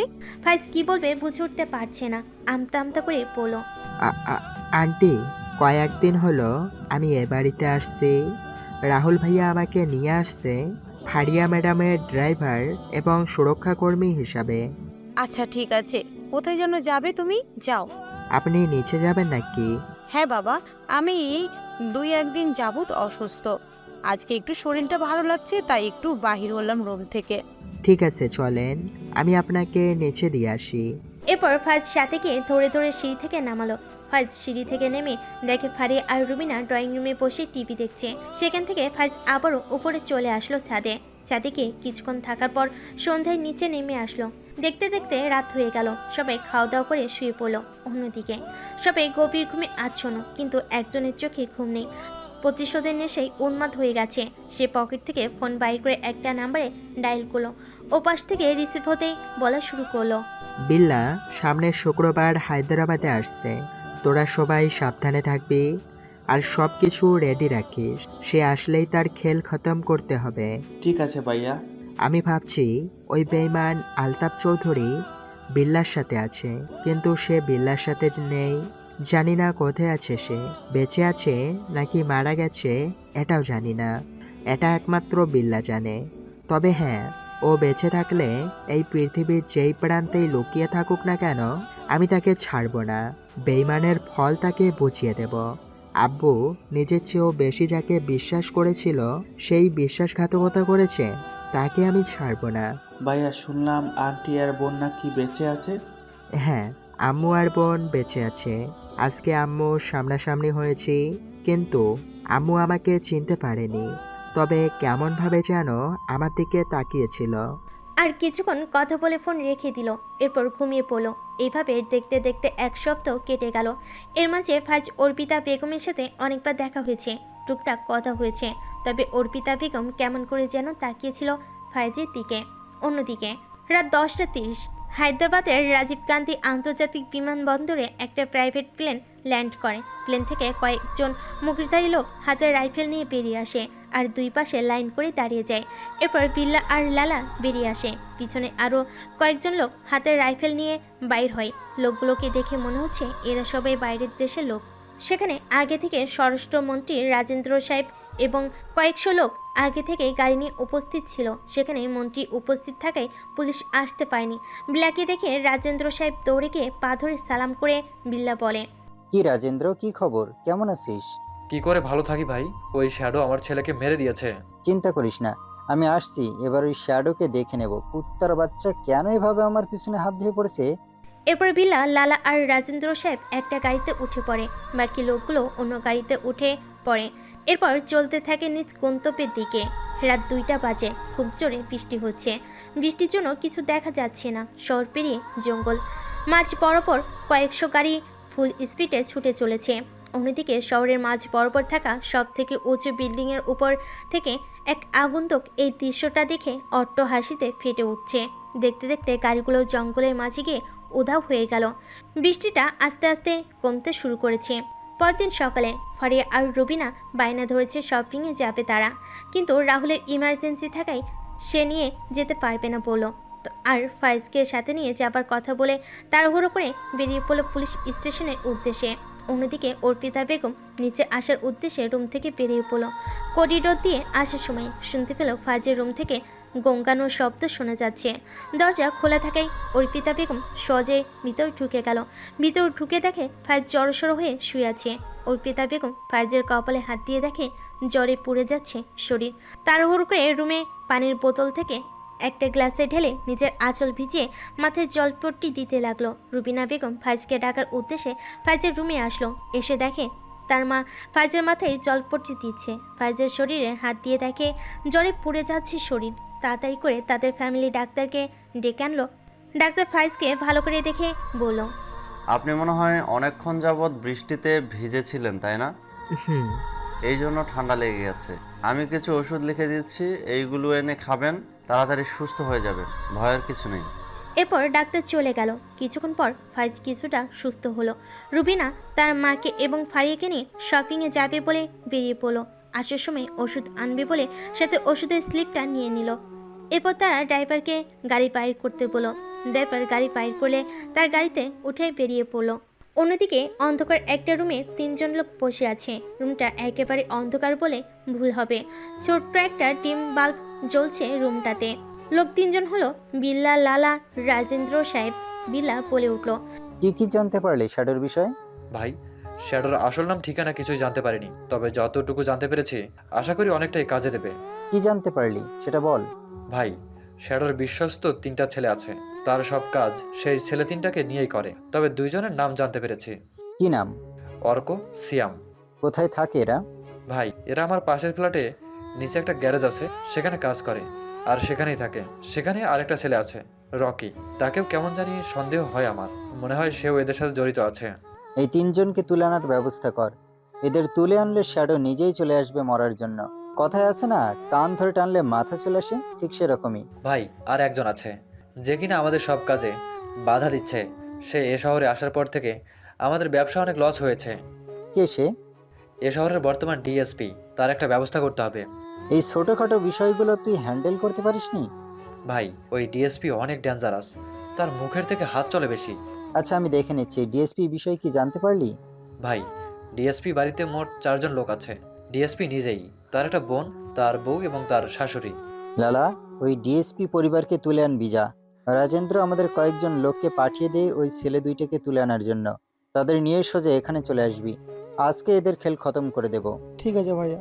লালা আর সাথে কয়েকজন লোক চলে গেল ফারিয়া আর রুবিনার বাড়িতে। বাড়িতে গিয়ে কলিং বেল দিতে রুবিনার মা অর্পিতা বেগম এসে দরজা খুলে দিল। সাথে সাথে স্প্রে মুখ দিয়ে অজ্ঞান করে গাড়িতে তুলে নিল। গাড়ি চলছে আপন গতিতে। কিছু দূর যাবার পর লালা তার ভাই বিল্লাকে ফোন করলো। ভাই, ডিএসপি বাড়িতে শুধু ওই বুড়িটাকে পেয়েছি, তাছাড়া কাউকে পাইনি। ফোনটা লাউড স্পিকারে থাকায় রাজেন্দ্র সব শুনেছে। রাজেন্দ্র বলে উঠল, আমি আমার গুপ্তচরের থেকে জানতে পেরেছি ডিএসপির বোন আর বউ নাকি আজকে শপিং করতে বাইরে বের হয়েছে, সেখান থেকে তুলতে হবে তাদের। রাজেন্দ্র সাহেবের কথা মতো লালা গাড়ি ঘুরিয়ে আবার শপিং মলের দিকে রওনা দিল। কিছুক্ষণ পর তার পৌঁছে গেল। এরপর কিছুটা দূরে দেখতে পেল ফারিয়া আর রুবিনা শপিং মল থেকে বাইর হচ্ছে। তখনই লালা গাড়ি নিয়ে তাদের সামনে গিয়ে দাঁড় করালো। আচমকা এরকমভাবে আসা গাড়িটার দিকে তাকিয়ে কিছুটা অবাক হলো দুজনেই। কিছু বুঝে ওঠার আগেই মুহূর্তের মাঝেই গাড়ি থেকে দুইটা লোক হাতের রুমাল নিয়ে বেরিয়ে আসে আর সাথে সাথে রুমাল মুখে লাগিয়ে তাদেরকে গাড়িতে তুলে নেয় আর গাড়ি স্টার্ট দেয়। ফুল স্পিডে গাড়ি চালিয়ে চলতে থাকে নিজ গন্তব্যের দিকে। জঙ্গল পেরিয়ে তারা একটা গোডাউনে পৌঁছে যায়। সেখানে তাদেরকে একটা বন্ধ গোডাউন রুমে রাখা হয়। গোডাউনের চারপাশে হাজার হাজার মাফিয়ার লোক হাতে রাইফেল নিয়ে দাঁড়িয়ে আছে। অন্যদিকে রাজেন্দ্র সাহেবের লোক তার কথা মতো সেই গ্যারেজে চলে যায়। প্রতিদিনের ন্যায় সিয়াম, অর্ক ওরা কাজ করছিল, তবে আজকে রকিকে দেখা যাচ্ছে না, হয়তো কোনো কাজে বাইরে গিয়েছে। একসাথে অনেকগুলো মাফিয়ার গাড়ি দেখে অর্ক কিছুটা ঘাবড়ে যায়। মাফিয়ার লোকগুলো গাড়ি থেকে নেমে সিয়াম, অর্ক, রূপা, চাচা এদের ঘিরে ধরে আর গাড়িতে উঠতে বলে। তারা কিছু না বলে গাড়িতে উঠে পড়ে। তাদেরকেও গাড়িতে তুলে নিয়ে আসা হয় সেই গোডাউনে। সিয়াম, অর্ক এবং বাকিদের সবাইকে চেয়ারে বেঁধে রেখে কিছুক্ষণ পর সেখানে বিল্লা, লালা আর রাজেন্দ্র আসে। লালা এসেই হাতে একটা হকি স্টিক নিয়ে অর্ক আর সিয়ামকে বাজেভাবে মারতে থাকে। মেয়ে আত্মরা করে ফেলেছে। বিল্লা লালাকে বাধা দেয়। অর্ক মুখ, ঠোঁটের পাশ দিয়ে কিছুটা কেটে গেছে, কাটার ফলে রক্ত বাইর হচ্ছে। সিয়ামেরও একই অবস্থা। এগুলো দেখে রূপা, ফারিয়া, রুবিনা, অর্পিতা বেগম কান্না করে দেয়। চাচা বলে, তাদের ছেড়ে দে বলছি। সে যদি জানতে পারে তুই এদের মেরেছিস তাহলে তোর হাতের জায়গায় আর হাত থাকবে না। আচ্ছা ডাক তাহলে, তাকে আমিও দেখি তার চাঁদ মুখটা। ভাই, এখানে আসলে তোরা একটুও বাঁচতে পারবি না। আর সব থেকে বড় কথা, এখানে এসে যদি আমাদের এরকম অবস্থায় দেখে তাহলে তো তোদের আচ্ছা তাহলে তোদের ভাইকে তো ডাকতে হয় এখানে। আচ্ছা তার আগে একটা কাজ করি, ডিএসপির সাথে বোঝাপড়াটা শেষ করি। রাজেন্দ্র ডিএসপিকে কল করে দে। এরপর রাজেন্দ্র ডিএসপি রাহুলকে কল দেয়। রাহুল অপরিচিত নাম্বার দেখে রিসিভ করে না ফোন। 2-3 বার কল কাটার পর বাধ্য হয়ে রিসিভ করে। ওপাশ থেকে এরকম কিছু একটা শুনবে আশা করেনি সে। কথাটা শুনে রাহুল অনেকটা রেগে যায়। তাড়াতাড়ি করে বেরিয়ে পড়ে রাজেন্দ্রর দেওয়ার ঠিকানা অনুযায়ী। সেই গোডাউনের কাছে এসেই গাড়ি দাঁড় করাতেই কতগুলো মাফিয়া লোক রাইফেল হাতে এসে চারিদিক থেকে ঘিরে ফেলে রাহুলকে। রাহুল ভাবতে পারেনি এখানে এরকম কিছু একটা হবে। সে গাড়ি থেকে নামে। লোকগুলো রাহুলকে নিয়ে সেই রুমে চলে যায়। রাহুলকে সেখানে দেখে রুবিনা, ফারিয়া, অর্পিতা বেগম কান্না করে দেয়। রাহুলকেও সেখানে অর্ক আর সিয়ামের পাশে বেঁধে রাখা হয়। রাহুল তার পাশে 2টা ছেলেকে দেখতে পায়। তার মনে হচ্ছে না সে আগে কখনো ছেলে 2টাকে দেখেছে। রাহুল বলে, কারা আপনারা আর আমার পরিবারকে ধরে আনছেন কেন? রাজেন্দ্র সাহেব অন্ধকার থেকে বেরিয়ে আসে। তার পিছন পিছন বিল্লা আর লালাও চলে আসে। বিল্লা এবং লালাকে দেখে সব বুঝতে পারে। বুঝেও না বোঝার ভান করে বলে। রাজেন্দ্র বলে, এবার চিনতে পারছিস? ও হ্যাঁ, কি যেন বলেছিলি? আমাদের মতো নর পিশাচকে মারতে তোকে ট্রান্সফার করা হয়েছে এই শহরে। দেখ, তোর শত্রুতা আমার সাথে। আমাকে যা করার কর, কিন্তু আমার পরিবারকে ছেড়ে দে। ভাই, এই ডিএসপি বোনটা পুরোই মাখন, একে আমার চাই। কুত্তার বাচ্চা, তুই আমার বোনের দিকে নজর দিস, তোকে আমি। রাহুল এটা বলে চেয়ারে বাঁধা অবস্থায় লালাকে একটা লাথি দেয়। লালা কিছুটা দূরে গিয়ে পড়ে। লালাকে এভাবে পড়ে থাকতে দেখে বিল্লা হাতে একটা হকি স্টিক নিয়ে রাহুলকে বেধড়ক মারতে থাকে। এটা দেখে রুবিনা, ফারিয়া, অর্পিতা বেগম কেঁদে দেয়। রাহুলের মুখ ফেটে রক্ত পড়ছে। রাজেন্দ্র বিল্লাকে ধরে শান্ত করে। এরপর বলে, ভাই, এখনই আমাদের এত হাইপার হলে চলবে না। এখনো আমাদের আসল শত্রুকে ধরা হয়নি। রাজেন্দ্র কথাটা বলে অর্কের পাশে আসে। এরপর মুখ চেপে ধরে বলে, বল, শ্যাডো কোথায়? তাকে তাড়াতাড়ি এখানে আসতে বল। শিকার যখন নিজের শিকারীকে ডাকতে বলছে তখন আর না ডেকে পারা যায়? অর্ক তার হাতে থাকা ঘড়ির বাটনে একটা চাপ দেয়। সাথে সাথে এখানকার লোকেশন চলে যায় একটা ব্যক্তির কাছে। অন্যদিকে ফাজ আগে থেকে এখন অনেকটা সুস্থ হয়েছে, শরীরে জ্বর নেই বললেই চলে। অর্পিতা বেগম অনেকক্ষণ হলো নিচে গেছে, কিন্তু এখনও ফাজের কাছে আসছে না দেখে সে নিচে চলে আসে। নিচে এসে দেখে ফ্লোরে অনেক কিছু ভেঙে পড়ে আছে। সে বুঝতে পারে এখানে কি হয়েছে। সে তাড়াহুড়ো করে উপরে তার রুমে চলে আসে। রুমে এসে ফোনটা হাতে নিয়ে দেখে তার ফোনের স্ক্রিনে একটা লোকেশন শো করছে। সে তাড়াতাড়ি বেরিয়ে পড়ে সেখানে যাওয়ার উদ্দেশ্যে। রাত 10টা বাজে। কালকে নাই আজকেও বৃষ্টি হচ্ছে, একটু পর পর মেঘ চমকাচ্ছে। আস্তে আস্তে বৃষ্টি যেন ভয়ঙ্কর রূপ ধারণ করেছে। রাস্তায় তেমন একটা মানুষজন নেই। বৃষ্টির মাঝে রেনকোট পরে থাকা একটা আগন্তুক পকেটে হাত গুজে হাঁটছে। রেনকোট থাকায় আগন্তুকটা কি পরে আছে অতটাও বোঝা যাচ্ছে না, তবে দেখে মনে হচ্ছে পুরাই ব্ল্যাক প্যান্থার। আগন্তুকটা ধীর গতিতে এগিয়ে চলছে। কিছু দূর যাওয়ার পর উধাও হয়ে যায়। শহর থেকে কিছুটা দূরে একটা বন্ধ গোডাউন ঘর আছে। গোডাউনের মালিক অনেক দিন হলো মারা গেছে, তাই গোডাউনটা সবসময় বন্ধ থাকে। তবে গোডাউনে যে এক ভয়ঙ্কর আগন্তুক তার পাশে পেতেছে এটা কেউ জানে না। কিছুক্ষণ পর সে গোডাউন ঘর থেকে ফুল স্পিডে একটা R15 বাইক চালিয়ে একজন আগন্তুক পেরিয়ে আসে আর চলতে থাকে নিজ গন্তব্যের দিকে। জঙ্গলের আঁকাবাঁকা পথ পাড়ি দিয়ে চলছে আগন্তুকটা। কিছু দূর যাওয়ার পর সে একটা নির্জন জায়গায় পৌঁছে যায়। এতক্ষণে বৃষ্টিটাও অনেকটাই কমেছে। আগন্তুকটা পকেট থেকে মোবাইল বার করে কি যেন একটা দেখলো। এরপর কন্ট্যাক্ট লিস্টে সবার উপরে থাকা নাম্বারটাই ডায়াল করলো। সাথে সাথেই ও পাশ থেকে কলটা রিসিভ হলো। জায়গা মতো রেডি হয়ে থাকিস। আর হ্যাঁ, যতক্ষণ সিগন্যাল দেব না ততক্ষণ অ্যাকশনে যাবি না। ঠিক আছে ভাইয়া। আর হ্যাঁ, সাবধানে থাকবি তুই। তুমি যতক্ষণ আছো ততক্ষণ আমাদের কেউ কিছু করতে পারবে না ভাইয়া। আগন্তুকটা কল কেটে দেয়। চারিদিকে চোখ গোলায়। কিছুটা দূরে জঙ্গলের ভেতর একটা বিল্ডিংয়ে চোখ যায়। সে বাইক থেকে নেমে বাইকটা সেখানে রাখে। বাইক থেকে তার ফেভারিট রাইফেল M14টা হাতে নিয়ে চারিদিকে বিল্ডিংয়ের দিকে এগিয়ে যেতে থাকে। বিল্ডিংয়ের অনেকটা কাছাকাছি এসে রাইফেলের সাইলেন্সার লাগায়।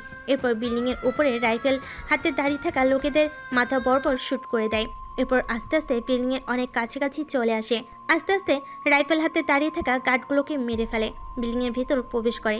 বিল্ডিংয়ের ভিতরে গিয়ে বড় একটা হলরুম পায়। সেখানে যেতে কয়েকশো মাফিয়ার ক্রু রাইফেল হাতে চারিদিকে ঘিরে ফেলে। আগন্তুকটা ভাবতে পারেনি এমন কিছু একটা হবে। সে একটু মুচকি হাসে। মাফিয়ার ক্রুগুলো হাত থেকে রাইফেলটা নিচে ফেলতে বলে।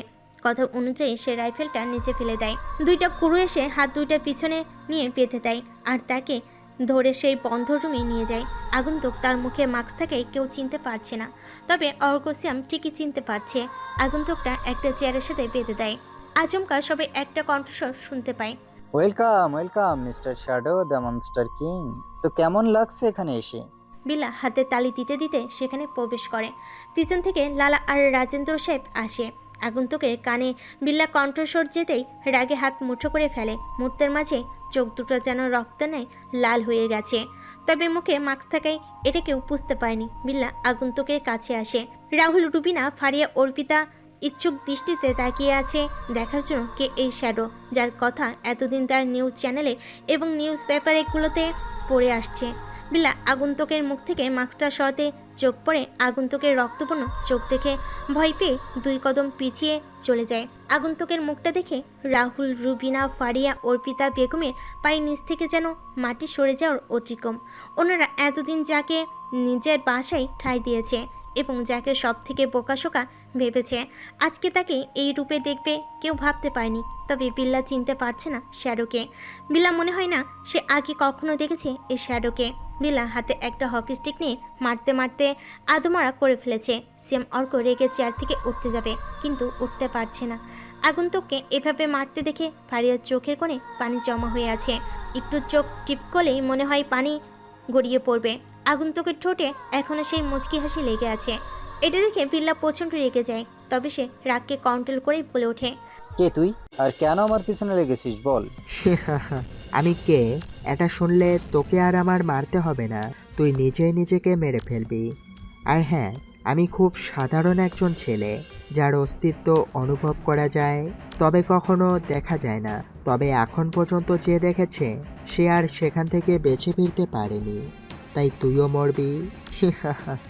তোকে এত কথা বলতে বলিনি, ভালো করে বল কে তুই, না হলে এক্ষুনি পিস্তলে থাকা সব কয়টা বুলেট মাথায় ঢুকিয়ে দেব।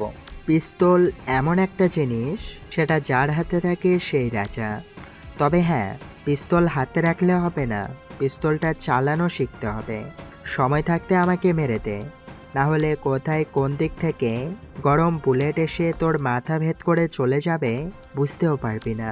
তার আগেই লাশ হয়ে মাটিতে পড়ে যাবি। মৃত্যুকে নিজের সামনে দেখেও কিভাবে এত বড় বড় কথা বলছিস? ভয় করছে না তো? মৃত্যুর সামনে দাঁড়িয়ে ভয় তো পাবে সে যার মৃত্যুর ভয় আছে, কিন্তু আমি মৃত্যুকে ভয় পাই না, কারণ আমি জানি মানুষ হয়ে যখন জন্ম নিয়েছি যে কোনো একদিন মরতে হবে।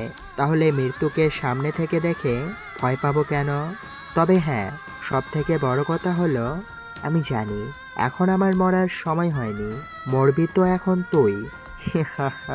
বিল্লা হকি স্টিক হাতে নিয়ে শরীরের সম্পূর্ণ শক্তি দিয়ে আগন্তুকের পায়ে একটা পাড়ি দেয়। সাথে সাথে হকি স্টিকটা ভেঙে যায়। বিল্লা রেগে মেগে বলে উঠল, দেখ, ভালোই ভালোই বলছি, বলে দেখিয়ে তুই। আমি কে সেটা না হয় এখন অজানাই থাক, তবে হ্যাঁ, শুনেছি তুই নাকি অনেক বুদ্ধিমান। তাহলে আমাকে নিয়ে ভাবতে থাক। তুই যদি সত্যিকারের বুদ্ধিমান ব্যক্তি হয়ে থাকিস তাহলে অবশ্যই খুঁজে পাবি আমি কে। বিল্লা তার মাথায় জোর দিয়ে ভাবে, কিন্তু কিছুতেই কিছু মনে করতে পারছে না। লালা রেগে যায়, পকেট থেকে পিস্তল বাইর করে আগন্তুকের কপাল বরাবর ধরে।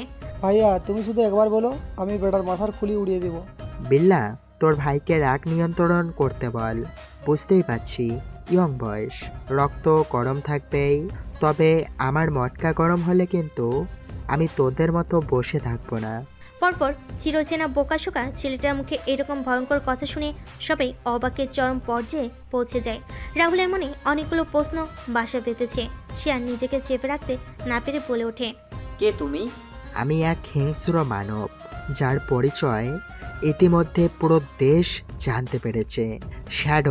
Shadow the monster. লালা এবার তার রাগ কন্ট্রোল করতে না পেরে পিস্তল হাতে নিয়ে রিলোড করে আগন্তুকের মাথা বরাবর তাক করে।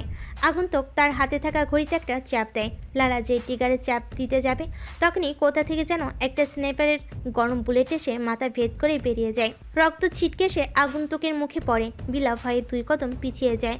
আগন্তুকটা উচ্চস্বরে হাসতে থাকে। কেউ বুঝতে পারছে না কোথা থেকে গুলি করা হলো আর কেই বা গুলি করলো।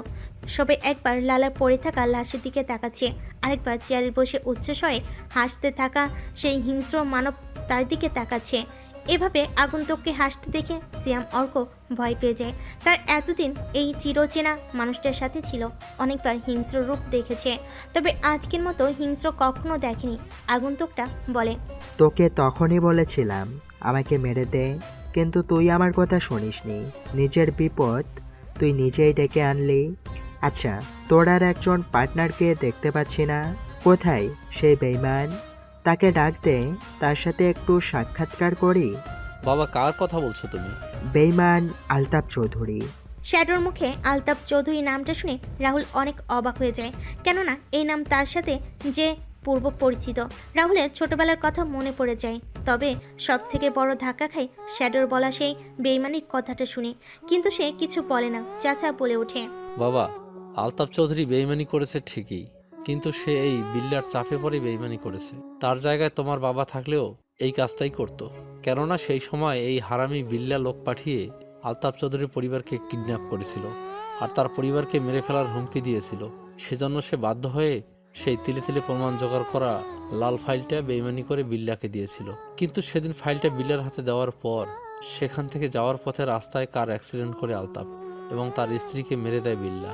আর একটা কথা তুমি শুনলে হয়তো অবাক হবে, এই ডিএসপি হলো আলতাফ চৌধুরীর ছেলে আর ফারিয়া হলো আলতাফ চৌধুরীর মেয়ে। কি বলো চাচা? তুমি এইগুলো আমাকে আগে বলনি কেন? আমি চাইনি তুমি এইগুলো শোনার পর রাহুলকে তোমার শত্রু মনে করো। তুমি এতক্ষণ বিল্লা তার ভাইয়ের লাশের পাশে বসে কান্না করছিল। বিল্লা রাহুলের বাবা আলতাফকে মেরেছে, এটা শোনার পর রাহুল প্রচণ্ড রেগে যায়, তবে হাত বাঁধা থাকে, কিছু করতে পারে না সে। বিল্লা রেগে বসে থেকে ওঠে। যে শ্যাডোকে গুলি করতে যাবে তখনই পুরো রুম অন্ধকার হয়ে যায়। এতক্ষণে দূরে স্নাইপার নিয়ে পজিশনে থাকা আগন্তুকটা সেই রুমে প্রবেশ করে। হঠাৎ অন্ধকারের মাঝে গোলাগুলি শুরু হয়। ফারিয়া, রুবিনা, অর্পিতা তো চিলাচিলি করছে। এভাবে অনেকক্ষণ যাবৎ গোলাগুলি হবার পরে লাইট জ্বলে ওঠে। বিল্লা দেখতে পায় তার সব লোক মাটিতে পড়ে আছে। পায়ের কাছে পড়ে আছে রাজেন্দ্র সাহেবের লাশ। সে ভয়ে পিছিয়ে যায়। সামনে তাকিয়ে দেখে শ্যাডো, সিয়াম, অর্ক আরাম করে পায়ের উপর পা তুলে বসে আছে। বিল্লা চোখ যায় সেখানে, আর একটা চেয়ারে স্নেপার হাতে বসে থাকা নতুন ছেলেটিকে। সে ছেলেটাকে চিনতে পারছে না। শ্যাডো বসা থেকে উঠে দেয়, পকেট থেকে দামি ব্র্যান্ডের একটা সিগারেট বাইট করে মুখে দেয়। বর্তমান শ্যাডোর লোকটা পুরাই হিংস্র প্রাণীর মতো লাগছে। বাকিরা সবাই অনেক ভয় আছে শ্যাডোর এমন লুক দেখে। বিল্লা আমতা আমতা করে বলে, কে কে তুমি? আমার সাথে তোমার কিসের এত শত্রুতা? আর কেন আমাকে মারতে চাও তুমি? আজ থেকে সেই 12 বছর আগের কথা মনে পড়ে? তুই একটা ছেলের বাবা নামক বটগাছের মতো ছায়া দেওয়া একটা মানুষকে মেরেছিলি। একটা স্ত্রীর কাছ থেকে তার প্রাণপ্রিয় স্বামীকে কেড়ে নিয়েছিলি। একটা মেয়েকে বাবার আদর থেকে বঞ্চিত করেছিলি। মানে কে তুই? নিজাম চৌধুরীর কথা মনে পড়ে? যে 12 বছর আগে তোর হয়ে কাজ করত, যাকে তার ছোট্ট সন্তানের সামনে মেরেছিলি। আমি সেই নিজাম চৌধুরীর ছেলে। কি তুই নিজামের ছেলে?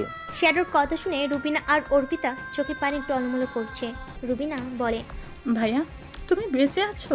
কেন, সামনে দেখেও বিশ্বাস হচ্ছে না তোর? অর্পিতা বেগম হাওমা করে কান্না করে দেয়। কিছু বলার ভাষা হারিয়ে ফেলেছে। ততক্ষণে শ্যাম সবার হাতের বাঁধন খুলে দিয়েছে। শ্যাডো গিয়ে তার মাকে জড়িয়ে ধরে। কান্না করছে অর্পিতা বেগম, তবে এটা সুখের কান্না, হারিয়ে যাওয়া ছেলেকে 12 বছর পর ফিরে পাওয়ার কান্না। এদিকে বিল্লা আস্তে আস্তে ফ্লোর থেকে পিস্তল তুলে নিজেই গুলি করতে যাবে শ্যাডোকে। তখনই রাহুল রকির হাত থেকে স্নাইপার নিয়ে বিল্লার মাথা বরাবর শ্যুট করে দেয়। সাথে সাথে বিল্লার নিথর দেহটা মাটিতে পড়ে যায়। অর্পিতা বেগম বলে, তুই এতদিন আমার সাথে ছিলি, কিন্তু কখনো আমাকে তোর পরিচয় দিসনি কেন খোকা? সে আগে জানতো না ভাবি, তুমি তার মা।